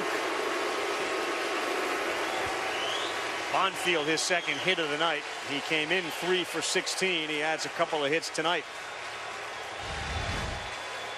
Fastball in her half, and the senior Luke Bonfield just puts a good swing on it. Hands in, barrel to it, hooks down the left field line, and when Jack Anderson can't get to it and cut it off, Bonfield's going to end up on second base easily. It's a stand-up 2-out double for Luke Bonfield. That will end his night. He'll be pinch run 4 here. Then in what could potentially be the final game for Luke Bonfield, this is senior year. That's a pretty good way to walk it off right there.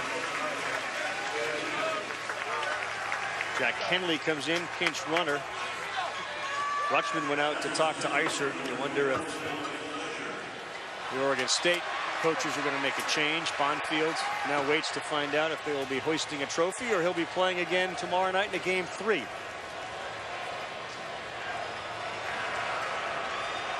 Second man that Iser faced when he came on was Fletcher. He struck him out, and he got him to hit into a fielder's choice.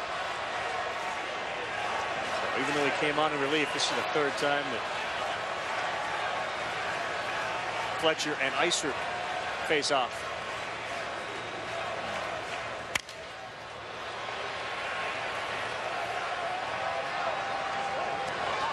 About the last 3 at-bats for the seniors. I'm talking to Luke Bonfield. The hit and then now the double. Carson Shaddy, you've got the base hit, a big one at that to drive in the go-ahead. And then you have Jared Gates that hit a shot to center field also for his last one that was caught. Bearing down, knowing that this could be their last game as a Razorback. Play.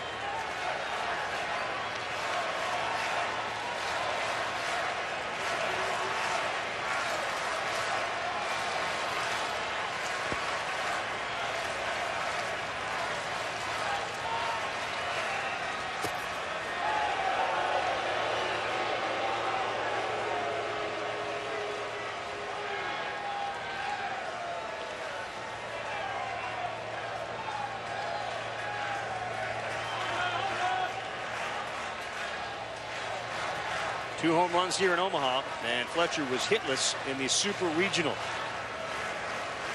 Turned it on here, and now he's looking to add some insurance. Time called. Here we go. Play.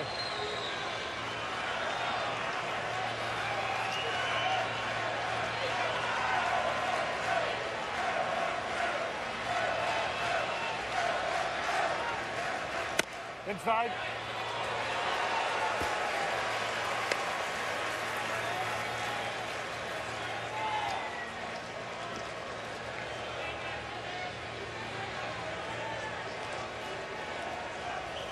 Wonder if this would be the last guy that he gets a chance to face if he puts him on. Kevin Shaddy singled with that RBI against him. And they certainly have guys who are hot in the bullpen. 1-1. 1-2.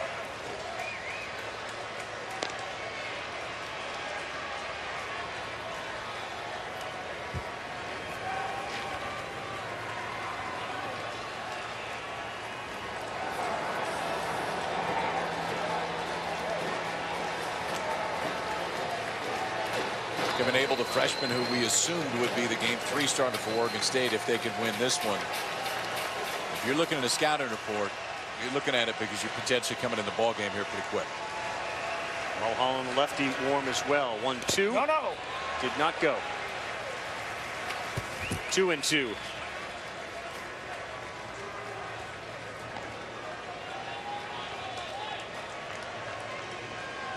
If it is Abel who comes in, where does Oregon State go to start Game 3?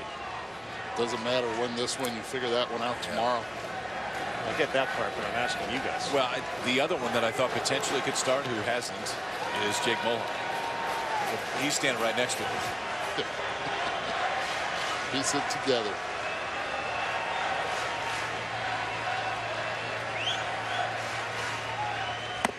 Wow. Iser gets Fletcher. And he picks up another strikeout. His 7th of the night. Adley Rutschman, the home run hitter, comes up. He can tie it with a swing. The NCAA College World Series is presented by the Capital One Venture Card. Earn unlimited double miles on every purchase every day. What's in your wallet? We've talked a lot about the success of Arkansas's freshmen here, specifically Casey Martin, but he gives all the credit to Carson Shaddy, who's a senior leader on this team. Shaddy calls Martin his son, and Martin calls Shaddy his dad. Gives a whole new meaning to who's your Shaddy. Earlier today, Martin went up to Carson Shaddy and said, hey, I don't know if it's going to be our last game together, but if it is, I just want to thank you for taking an interest in me. He gave him a big hug and said, it's thanks to you that I've gotten to this point. Now, Carson Shaddy has said about Martin that he's thankful to Martin for giving him the opportunity to teach him and to guide him along this season. He said it will be the most memorable part of this year for him, unless, of course, they could win a national championship together. Great story, Laura. Thank you. That type of mentor relationship between those guys, they'll have that the rest of their lives. And credit Carson Shaddy, too. Because, I mean, this is a kid coming back his senior year, and it would be natural to focus a little bit more on your last run, and instead he's focusing more on others. All right, Adley Rutschman leads things off. Arkansas is 6 outs away from winning a College World Series title. Oregon State trying to prevent that. Rutschman went yard in the 4th inning. His 9th home run of the season. He picked up his 11th RBI of this College World Series.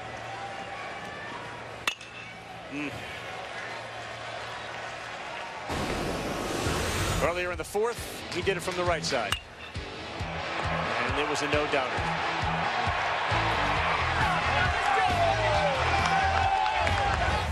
And he's already shown power to the opposite field earlier on in this College World Series. 13 for 24. 3 out of the 4 pitches for Lowski this inning have been up. Matt Cronin, the closer, up and throwing. While other guys in the lineup have shown the ability, Malone, 3 homers, Novak, who's now been replaced, Anderson on for him.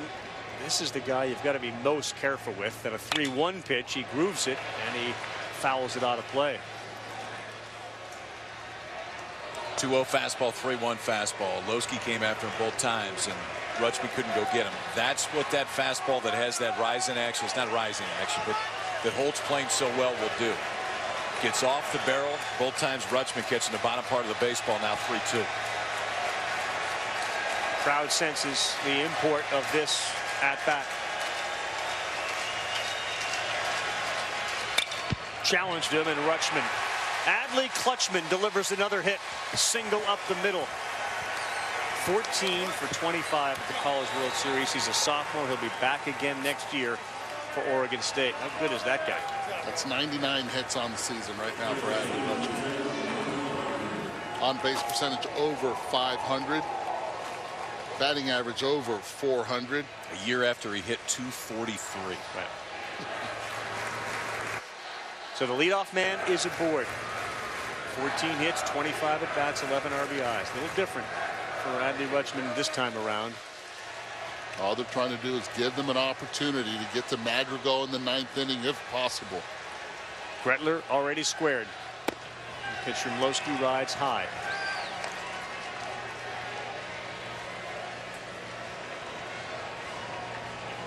We've seen the bunt work for Oregon State. We have seen it fail miserably for Oregon State tonight. Suicide squeeze to run in, and then on a safety squeeze, they popped into a double play.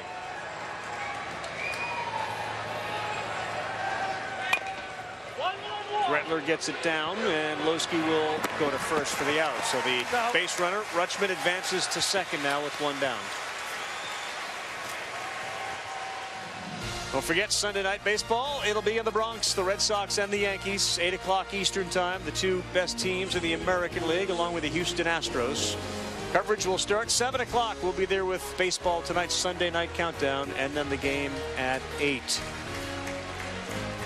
Well, this may be it. This is the time where Dave Van Horn is going out. He's going to congratulate Lowski. He's going to go to Cronin, and he's going to try to win a College World Series title.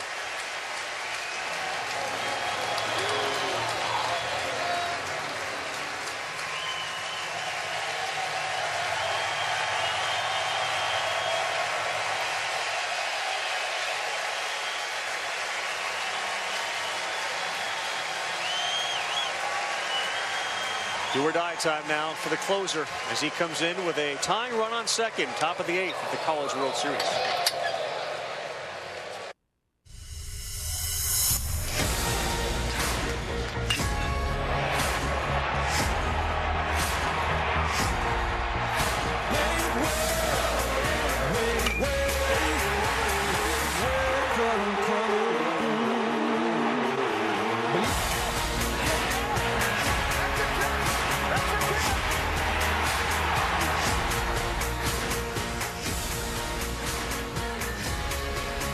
The game summary: Oregon State and Arkansas, two of the top 5 teams in the country, national seeds that have made it to the College World Series finals. We got a 1-1 ball game. They bring the closer in to get 5 outs. The tying run for Oregon State's on second base. You're taking a look at the lefty, Matt Cronin, who relieved Lowski last night in the 9th inning. He struck out Malone, he struck out Gretler, and he got Armstrong to line to short. He's got to face Malone. He's going to face Anderson, barring a pinch hitter tonight. It's a pretty elite combination. Fastball into the mid-90s and didn't walk many guys. 58 strikeouts, 13 walks for Matt Cronin over the course of the year. He'll come in to face Tyler Malone. Oregon State has 6 home runs in this College World Series. 7 now with the one that Rutschman hit tonight. Tyler Malone has 3 of them. It's real power, and now power on power right here.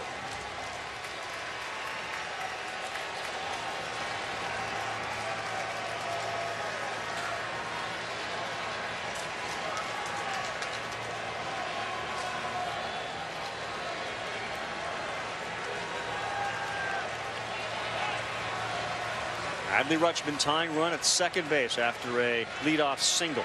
Sacrifice to second. And here's Cronin's first one to Malone. Fastball at 94, strike 1. Matt Cronin picked up his 14th save last night to set a school record. Look at those numbers on the right-hand side of the screen. Tyler Malone struggled against left-handed pitching, and this one's no easy task.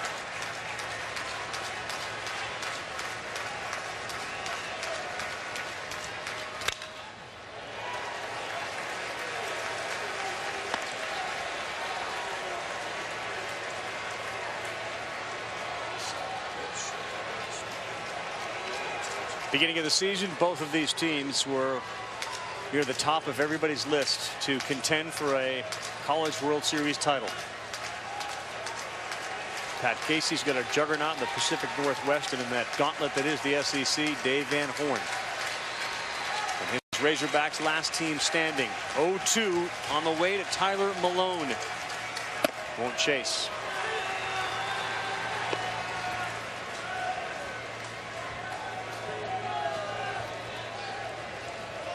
Oregon State has brought Stephen Kwan into the on-deck circle. Their everyday center fielder and leadoff hitter who's dealing with hamstring issues may have a chance here.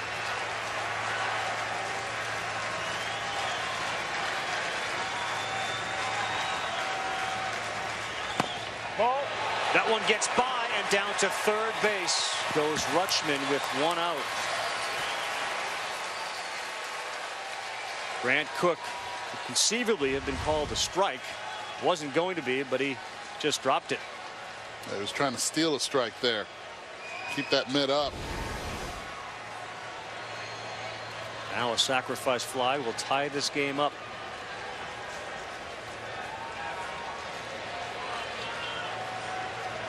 Cronin, the 6'2", 197-pound sophomore. Eddie, what do you got in the infield in here? Infield comes in, which is actually very strange. You're the home team. Yes, you're ahead. You got the go-ahead run at the plate. To me, this is a big-time gamble. 2-2, 3-2. One of the reasons you have to be aware, not only this is a fly ball pitcher, pitches up in the zone with the fastball. It's a lot of jam shots also. Yep. Any blue contact, it will fall in the short outfield there. This one surprises me. It surprises me for Dave Van Horn to bring the entire infield in right here, because I'm with you. I think there's a better chance that you get a bloop over the infielder's head than you do a hard ground ball here. And if it is a hard ground ball, it's got to be right at somebody. 3-2. It's going to get to the seats. There's a higher probability that that bloop shot will be to the left side of the field also.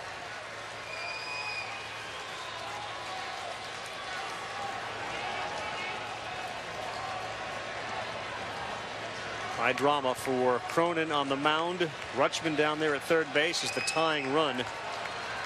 And Tyler Malone, the sophomore,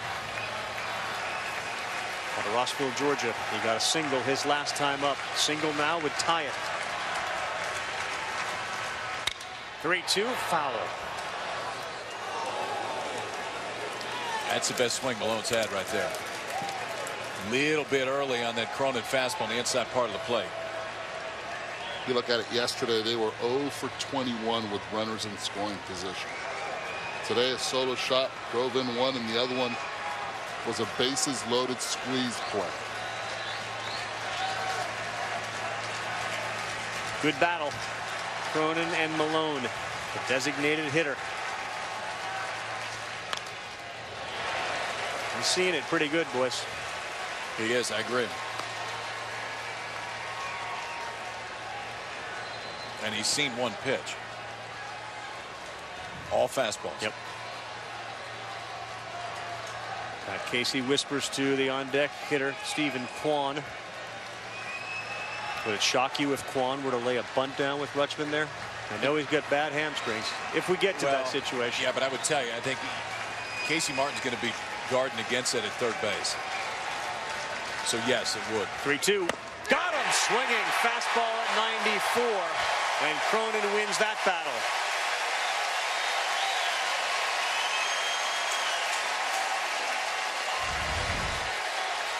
Stayed with it, which is what Matt Cronin does. Pretty straightforward when he comes in. It is going to be fastball heavy, and it is a really good one.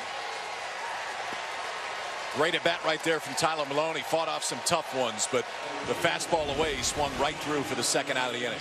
Consider walking Kwan here intentionally? No, I don't. And one of the biggest reasons I would not do it is you're left on left. He just comes in right now from the bench. And to me, all you're doing is giving another at-bat to Nick Madrigal, to Caden Grenier, and then you would have Trevor Larnach in the hole in the top half of that ninth inning. There's no way I would pitch around this kid at the plate. You have the go-ahead run. If you walk him and you put him on, no chance. Stephen Kwan has been the leadoff hitter when healthy and the center fielder every day. June 18th against Washington here, you can see he hit the ball and his hamstring, his left hamstring, grabbed on him. He has been used sparingly the rest of the way. Did play last night, didn't look very comfortable running, chasing balls down in the outfield. When we arrived at the ballpark, he was in the leadoff spot in the lineup that was given to us about an hour before the game. Then they revised it, moved him to the 9 spot. Then they revised it again and took him out of the lineup completely because he said he couldn't go. So here's your Willis Reed moment. Your off the bench Kirk Gibson injured moment for Stephen Kwan. Tries to tie this College World Series game up.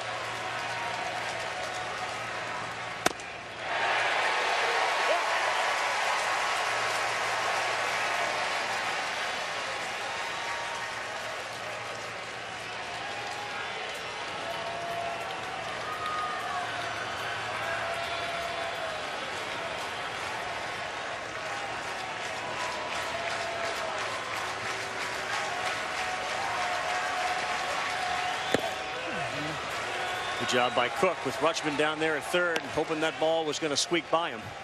I'm a little bit surprised Shaddy's not shaded more up the middle and Gates doesn't have more depth at first base, because you know that Kwan's not 100%. And it just feels like his approach right here is going to be to try to take the ball the other way, especially against a guy in Cronin that's left on left.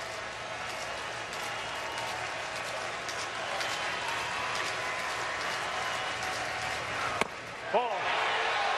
Just below the knees, 2-1. Outfield on the opposite side is playing shallow. Fletcher pacing in center field. He has not stopped walking for the last 6 pitches. Through the season, Stephen Kwan started 63 of 65 games. He's got 41 RBI out of the leadoff spot. That one's out of play. Now 2-2.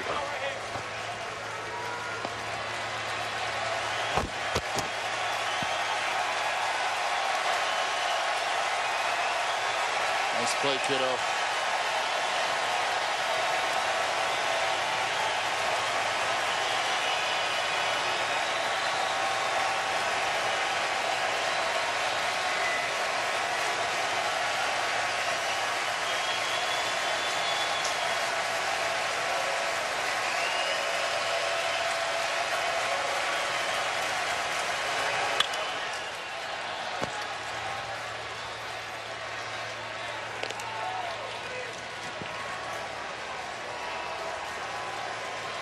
Very calm given the circumstances. Very comfortable in this situation is Kwan.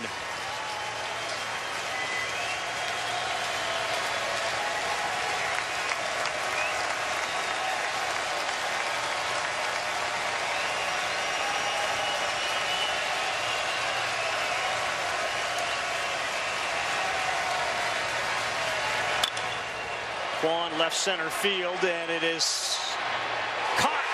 Heston Kjerstad waited for it. Dominic Fletcher was over there just to back him up. And Arkansas finds themselves 3 outs away from a hog pile here at TD Ameritrade. Matt Cronin gets the job done.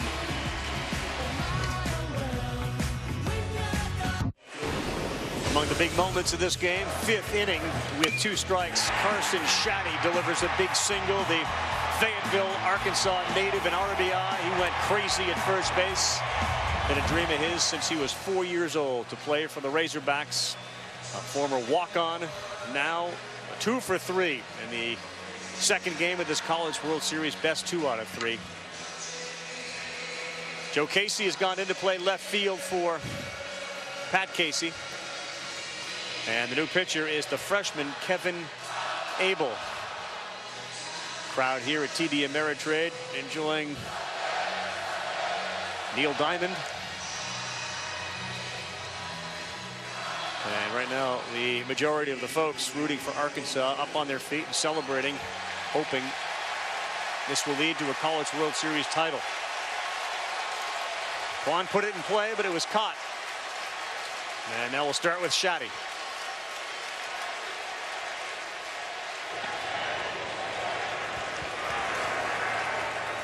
Well, we thought this is a guy that would start game 3 for Oregon State if ultimately they would get to that point. But as we talked about earlier, you got to get to that point first.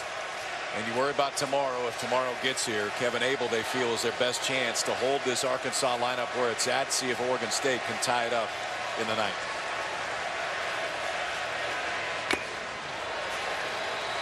You watch Abel pitch. He's a freshman, but you've seen the breaking ball. You've just seen the fastball at 90. Everything about Kevin Abel says pitcher. The way he looks, the way he handles himself, and the repertoire that he brings to a stage like this as a freshman. Well, that's filthy. Eddie, we had talked about this when we saw Abel the first time. That curveball is so good that sometimes it's hard for umpires to call it. You just don't see too many like this. 2-1 to Shaddy. Changeup. That was a changeup. So we've seen 3 what looked like plus pitches. Yes. And the velocity is only going to continue to grow.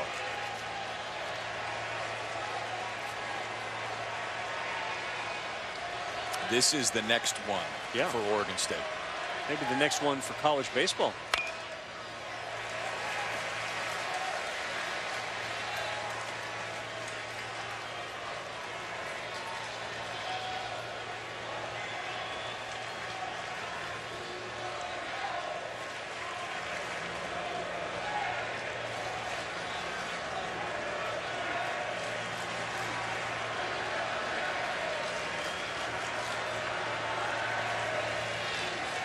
Shaddy's big RBI came with 2 strikes. Oh, see you later. Nasty curveball from Kevin Abel. It's a good one, guys. Threw a few of them at him, and he still froze him on it. As a hitter, you know you have to respect that fastball. That curveball right there, just 12-6. Nasty. It's understandable to give up on that one. You don't see too many like that one. You do from that lefty that pitches for the Dodgers, but he's the lefty who pitches for the Dodgers. That one guy. And that's the type of movement it has on it. That Kershaw guy. All right, so Jared Gates followed by Grant Cook.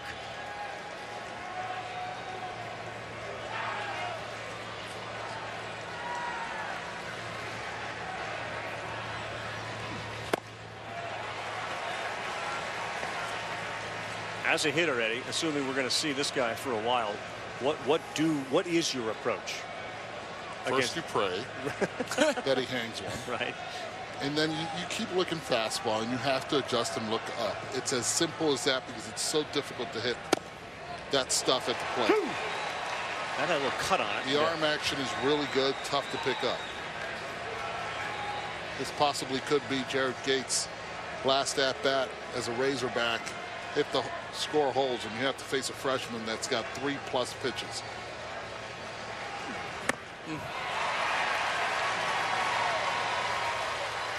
10th strikeout for Arkansas tonight. Abel picks up 2 quickies. SportsCenter follows Cubs and the Dodgers. Stan and Neil will have the update. The Angels and Red Sox. Red Sox led that game 6-zip. Angels tied it at 6.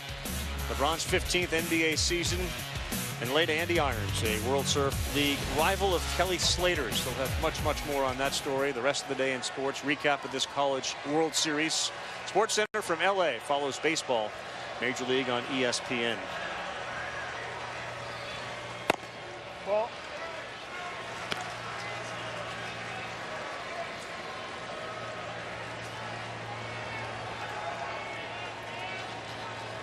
Eight, 9, and 1. Nick Madrigal due up for Oregon State in the 9th inning. Ball 2. Wow, that's a close one. Change up at 82, just misses.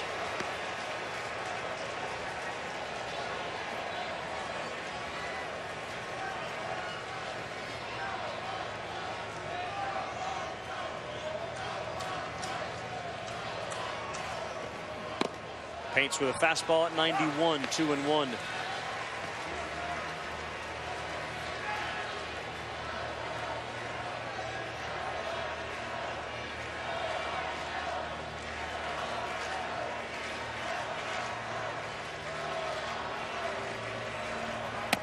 Ball.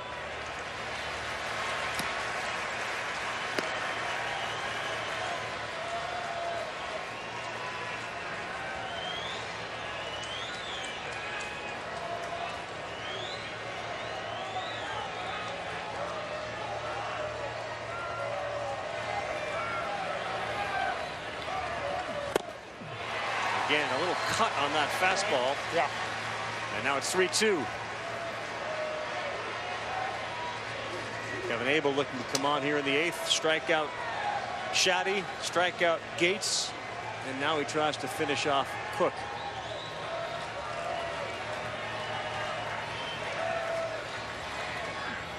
And he does. Wow, was that impressive. Changeup at 83. Abel, very able. He was outstanding. Taylor, Jones, and Nick Madrigal. Last chance for the Beavers to stay alive in 18. Last time the Razorbacks had a chance to win a College World Series title was 1979. Amongst the greats, that guy right there, Kevin McReynolds, was on that team. Of course, the field was different. The uniforms were very different as well. They had the support, but boy, have they turned out in droves tonight. Take a look at the Arkansas NCAA National Championships. 20 of them in men's indoor track, cross country, outdoor track. Men's basketball back in 1994. They won it all, of course. Never in baseball, though. And now with the hog hats on, young and old are looking for 3 more outs.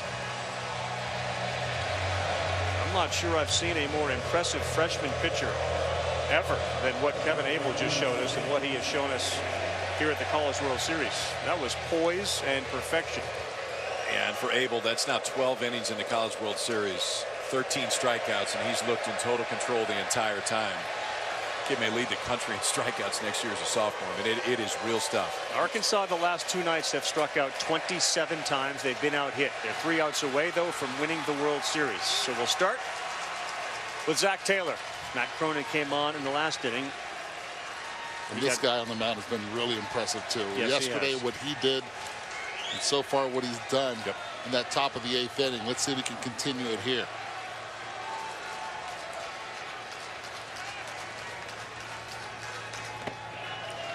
Breaking ball, we've seen a steady diet of fastballs from Cronin. That one surprises me.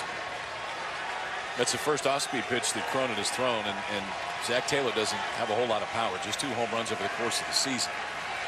The one thing with Cronin is he throws a ton of strikes with that fastball. You're probably not that worried if you do fall behind 1-0 if you're Wes Johnson. Okay. Now 2-0. Andy Armstrong has stepped into the on-deck circle for Oregon State. They got the leadoff man on last inning, Rutschman. He made it all the way to third base and was stranded there. Cronin in a big at bat got Quan to fly out to left. That's in there for a strike. 2-1. Our Razorback fans holding their breath, can't bear to watch.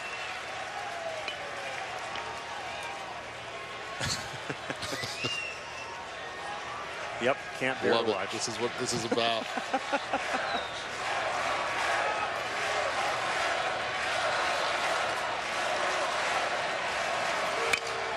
That ball is pulled down the line. It's going to go foul. A few people held their breath when they saw that one leave the bat of Zach Taylor. How about that? He's one of them.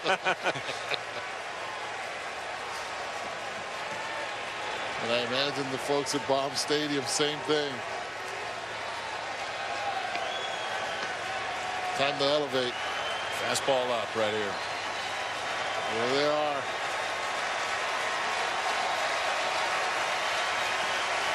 Two home runs on the season for Taylor. 2-2 pitch from Cronin. Nope. Sailed it at 94. He elevated.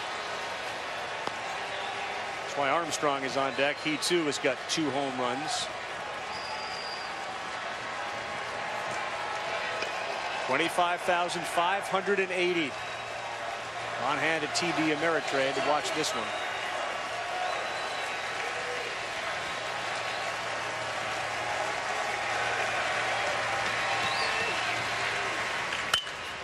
Another one hit well, foul.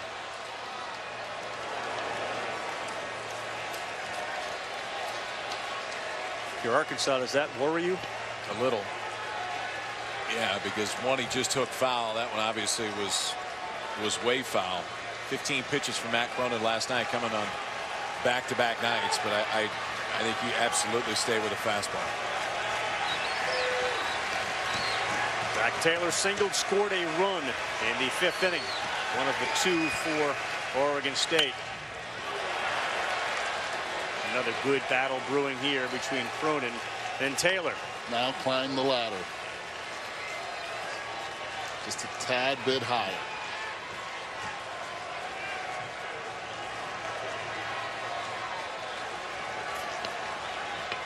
Zach Taylor, the junior, 6'2", 205-pounder out of Sherwood, Oregon.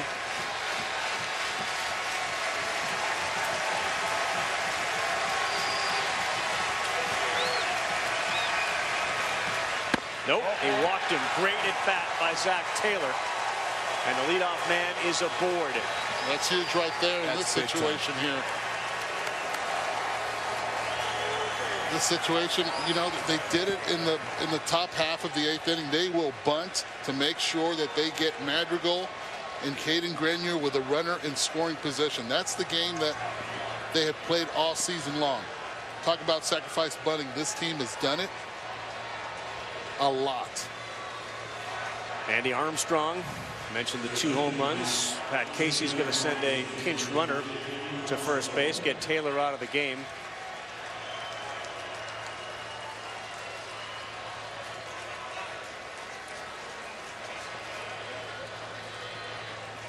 Armstrong has been used to sacrifice successfully 12 times. 12 sacrifice hits for Andy Armstrong. So a good bunter at the plate. Now we're going to have a conversation here between Armstrong, Pat Casey. Zach Clayton has gone on as a pinch runner. No secret here what he's talking to them about. 1, get the bunt down. 2, make sure when you're the runner at first that the ball is down. Don't try to take that extra step. Trust the process. They've done it all season long.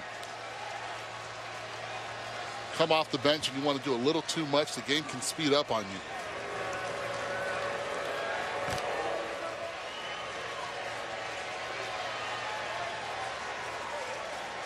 I would say there's a lot of times I don't like the bunt. I do here because of who's coming next. Yeah. I mean, you give Madrigal and Grenier a chance with a guy standing at second base. I think you got to do it here. Take your chances on getting them in. Let's see what he does. Popped it straight up and straight back. Tough pitch. You just said it, Eddie. Wait sure that ball is down. Ay, bendito. This is where it gets me to talk Spanish. And the reason being, rule number 1, you bunted strikes. You bunted a pitch down. Yes. Cronin throws up in the zone. That ball right there, you're asking for trouble. It's not a bump base hit. Use your legs and soften that ball. Well, and that's why I'm staying there if I'm Matt Cronin. I'm staying at the upper part of the zone. I'm staying right there to see if you can get another one of those, because we talked about this fastball that really has carry to it. That makes it a little bit tougher to square up and bunt at a downward angle too. Trying it again. Oh, what a job by Armstrong. That's well done. He sure was. He got the job done, kept it fair, advanced the runner to second. Andy Armstrong does his job. And that's a lot of high fives. That wasn't an easy pitch to bunt either. You said it. Stay up. He did stay up, and that ball was up and in. Watch this right here. Keeps that bat head up the entire time, the angle.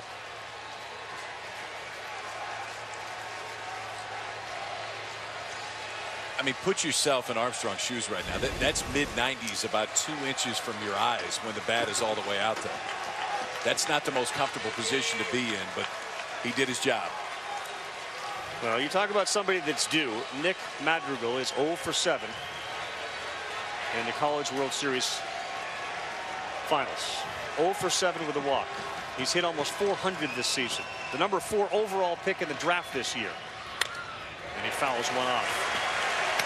So far in this College World Series final, 5 fly balls to the center field. That last fastball, 90 miles an hour from Matt Cronin. It's down a little Yesterday we saw 93 to 95 pretty consistently. Again, going on back-to-back days through 15 pitches yesterday. This next pitch will be his 26th today.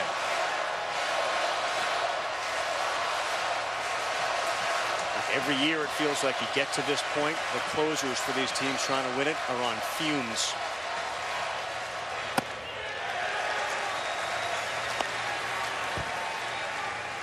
And 3 there. This is where Madrigal's really good, going to the right side of the field, hitting ground balls that way. Not only moving the runner, but driving him in. We've seen Kjerstad, his arm in left field. Last night we saw it. It was terrific. Fletcher's one of the best center fielders in the country. And Cole, a terrific athlete out there in right field as Clayton takes a lead at second base.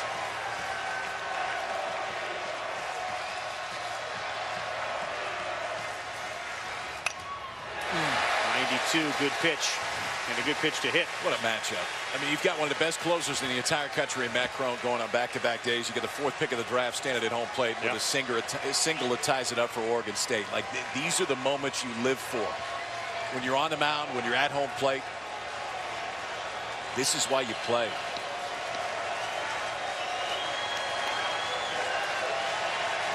Two outs away from their first College World Series title. Madrigal 0 for 7 in the finals.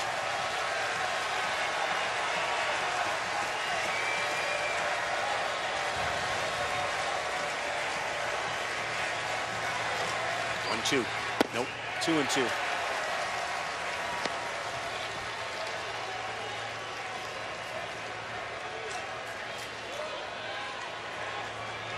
Good breaking ball here? No. I'd think about it, man. He's only thrown one. I know he's only thrown one. 28 pitches. I get it. One, and you want to throw one here now? I don't think so. It's a good breaking ball now. I know that the fastball plays up, but the reality is the velocity on the fastball is a little bit different tonight. The dude standing at home plate is really good.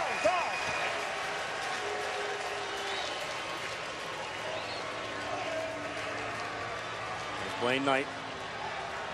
Got the victory last night. Perfect season would only be perfect if they can win the College World Series. He's 14-0. Madrigal through his routine. Here's your 2-2.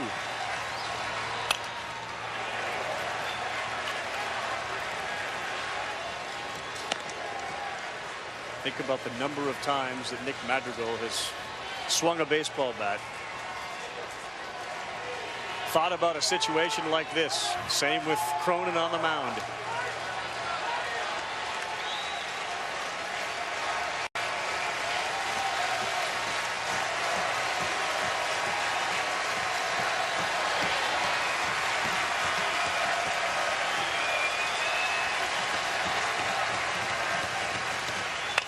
Jam shot, first base. 2 down, runner to third. What a spot. What a spot with the fastball. Madrigal, the pitch before, got to one that Matt Cronin wanted to get him on. It was that elevated fastball out of way where you see a lot of guys swing through it. And this one just tied up one of the best hitters in the entire country. That is 92-93 in on the hands. And Matt Cronin is 1 out away from giving Arkansas their first ever national title. The junior from Henderson at 5'11". Caden Grenier's got 2 hits. His last 2 times up, both singles. One was a ringing shot against a fastball from Barrett Losky. They are 1 for 8 with runners in scoring position.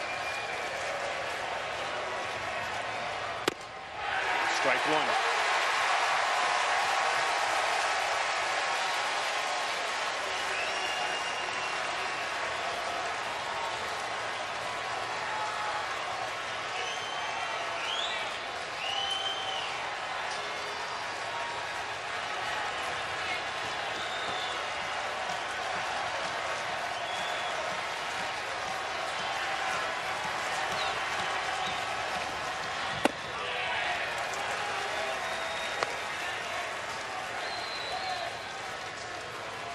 7 times Dave Van Horn has been here, a couple of times with Nebraska.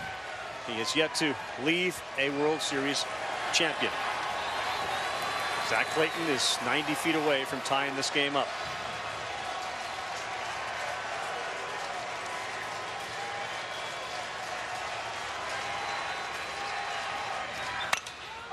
Popped up. Maybe playable. Shaddy's over there. So's Gates. Tough play. Nobody gets it. Wow. An extra life for Caden Grenier. 3 guys had a chance at it. Cole, Shaddy, and Gates. Watch Carson Shaddy. He's coming in hard. He wants it. Overruns it. Wants it way too much. As soon as he bumps into Gates, he had no chance at it. Talk about nerves. Oregon State given another lifeline.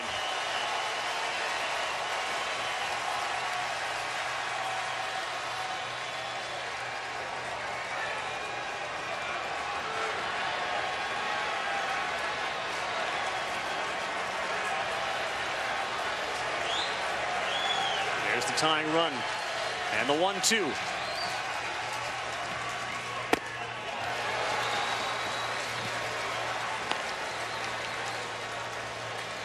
2-2. You got Trevor Larnach on deck. Been a difference maker this entire College World Series offensively for Oregon State.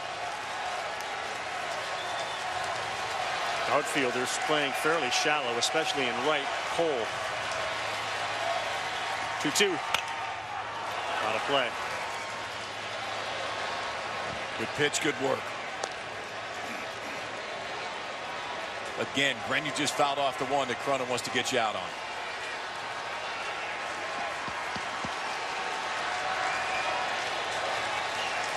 Matt Cronin has pitched in both ends of a doubleheader.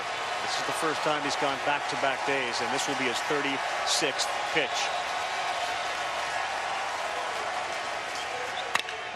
Hit and through, and we are tied. Caden Grenier delivers. Oregon State is alive and well. And the pop-up that Arkansas couldn't catch leads us to this. What a performance by Caden Grenier. 3rd hit of the night. Top 36 pitches so far tonight. 35 of them have been heaters.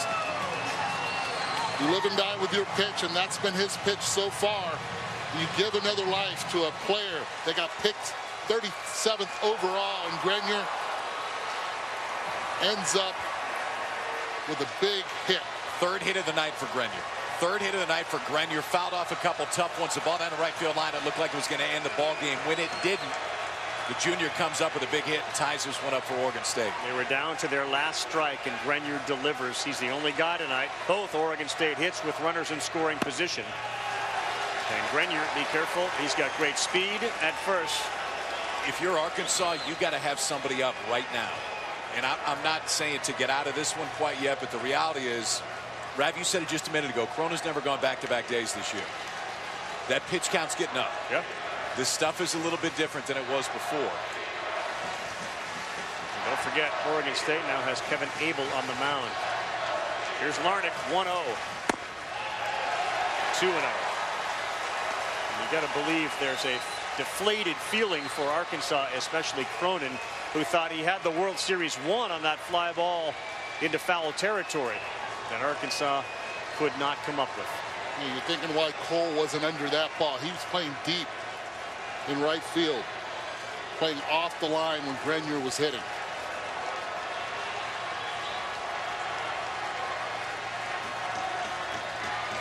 Larnach's 18 homers leads the team. Gets one to hit, drives it to right. This one is deep. This one is gone. Trevor Larnach's 19th, and Oregon State roars to the top here in the 9th. They now lead it 5-3.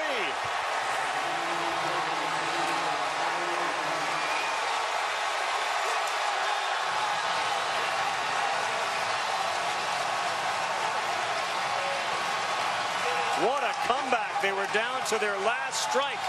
And Larnick lights up the Beavers dugout. Fastball misses location. Cronin definitely fatigued. We see it in velocity. Now we're seeing it in location. And what a swing. The first rounder again coming through big time. Clears his hands. Oh, my. The lineup just doesn't stop. The lineup does not stop. And for Larnick right there, it's a fastball inner half. Before that pitch, Matt Cronin had given up 2 home runs this entire season. The 3rd home run has given Oregon State the lead here tonight. Think about the guys that you expect to come through for Oregon State. Larnick, home run. Rutschman, home run. Arkansas's bullpen is in trouble tomorrow night, given how many pitches Cronin has thrown here. They did get Lowski out with 22, so he'll be available, but down by 2 with 2 down. Cronin throws to Adley Rutschman. What a seesaw back and forth game we had here in game 2 of this best-of-3 College World Series. Action now is Cody Scroggins up and throwing in the Arkansas bullpen. Rutschman pops it up. Shaddy will get another chance, and this time he'll make the play. Holy cow, the Beavers bounce back. Caden Grenier, after giving a lifeline on a pop-up that wasn't caught, he delivers his 3rd hit of the night. And then Trevor Larnick blasts one off. Good look at it, his 19th. And the Beavers are back in business. We're on the verge of a game 3 if Abel can close the door here in the bottom half.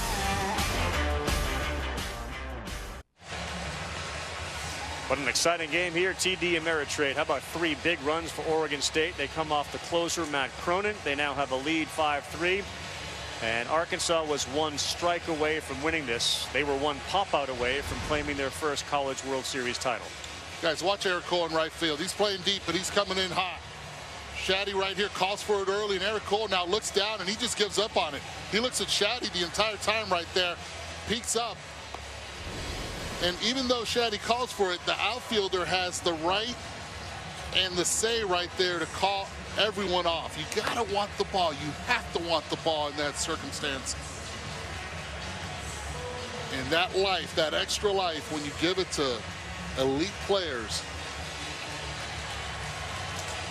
Well, now it's now on the shoulders of the freshman Kevin Abel, who came in the 8th inning and immediately struck out the 3 men he faced. He will face Jax Biggers and then go to the top of the order. Michael Gretler is at first base. Andy Armstrong goes to 3rd base. Zach Clayton is out in center field, and Joe Casey moves from center field to left field. Clayton's in left field. Check that. So let's see what Abel has after Oregon State plated 3 in the 9th. There's Casey in center.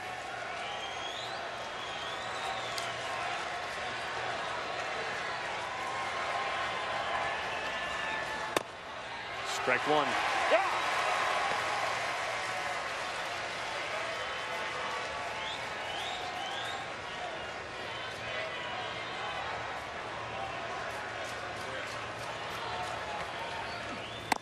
Filthy changeup at 81. 1-2.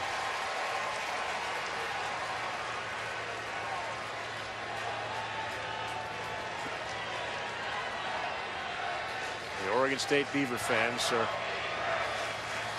recognizing how close they are to forcing a game 3.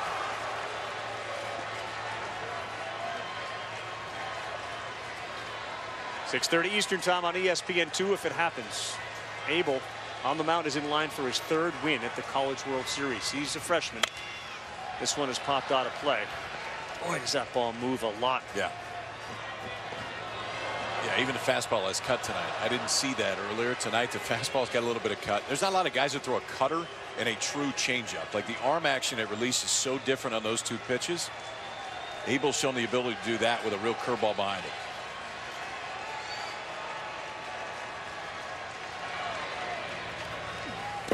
3-2.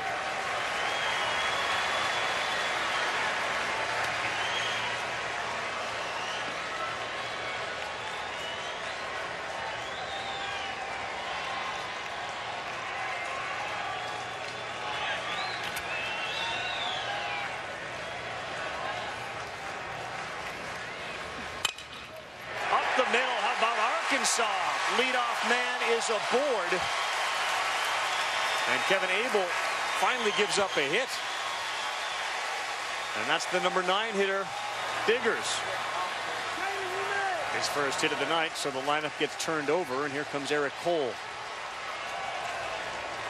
Look, just as we talked about for Oregon State, when you turn the lineup over, that's where the fire comes. There's no different for Arkansas. I mean, now you start lining up guys that can put it in the seats and tie this thing up with one swing. Eric Cole's one of them.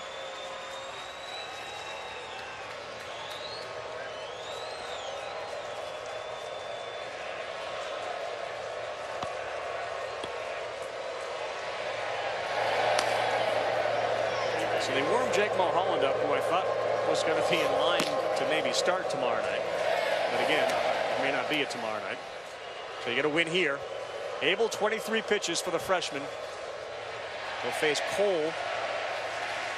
Casey Martin will have a chance. And borrowing a double play, Heston Kjerstad. So top of the order in the bottom of the 9th. And they're going to make a change right now. Kevin Abel is going to come out of the game. And they're going to go to the lefty, Jake Mulholland, who will be making his 31st appearance of the season.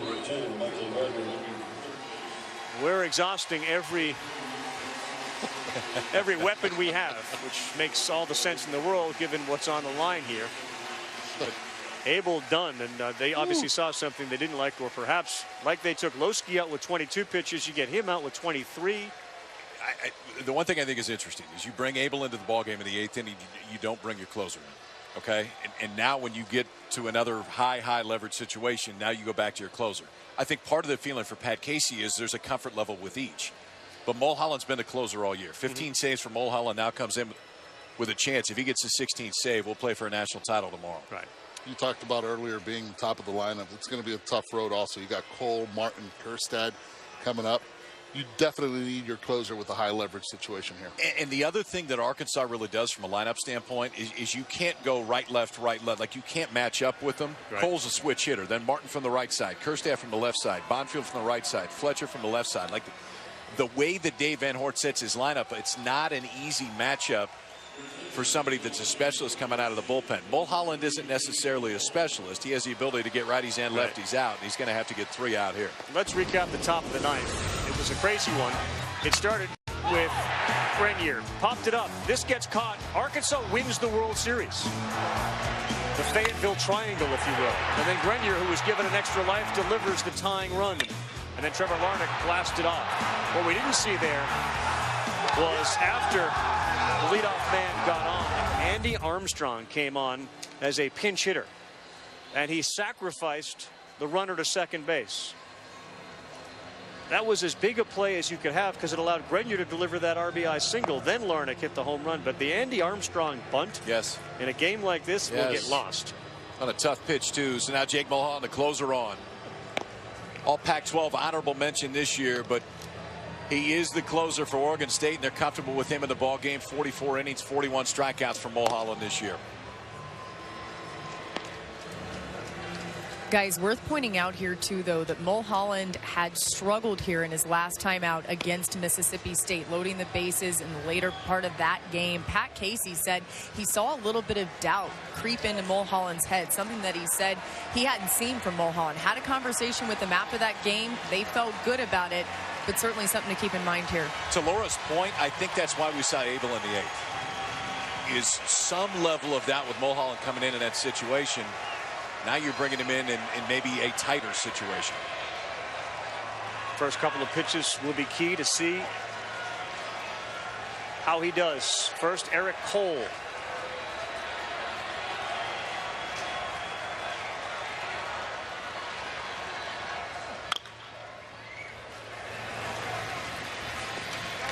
And again, to piggyback off of the Super Regionals, which saw 5 game 3s. We appear to be headed that way. The 3 lead changes tonight tied for the most in any game at TD Ameritrade Park. This is how the World Series should go. First pitch breaking ball. The 0-1 fastball misses 1-1.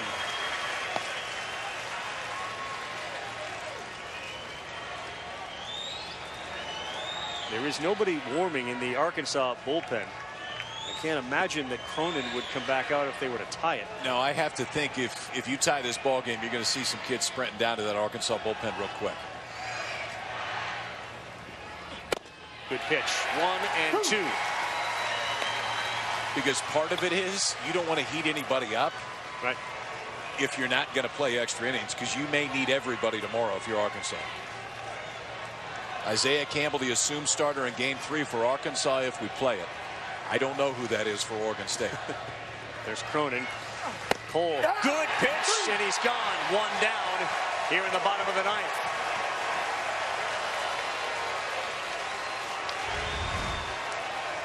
Looks like a changeup. Yep. Changeup that cut a little bit, Eddie, too. You can see Adley Rutschman sitting middle of the plate. This one ends up cutting just a little bit, but it froze there at Cole. That changeup is on, and when Larnach hit that home run, there wasn't anybody warming up in the pen also. So maybe he was not ready and in time to come into the game for that leadoff hitter. Casey Martin. Left field, foul ball. All 3 of these guys, Cole, who's now retired, 14 homers. Martin up 13 homers. Kerstead on deck, 14. Double-digit homer in Fletcher with 10. Bonfield needs 1 to get to 10.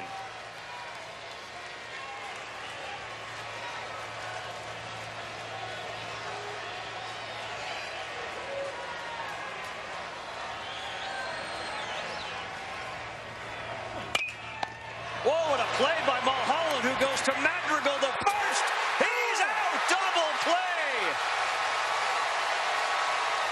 What a turn on a shot back at Mulholland. And we will have a game 3 for the championship Thursday night.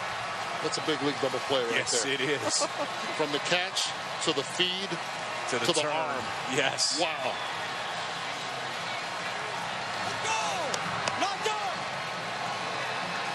Arkansas and their fans shocked. Clutch baseball from Oregon State.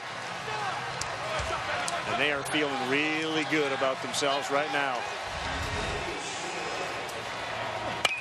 Mulholland fields it. He fires to Madrigal, and there was no doubt about it. Even though Martin, with all his speed, dove headfirst into first. If it's on the bare hand side, there's no way he gloves it. It goes straight to the glove side. Mulholland drops the glove, strike to Madrigal, strong throw to first, and we play on.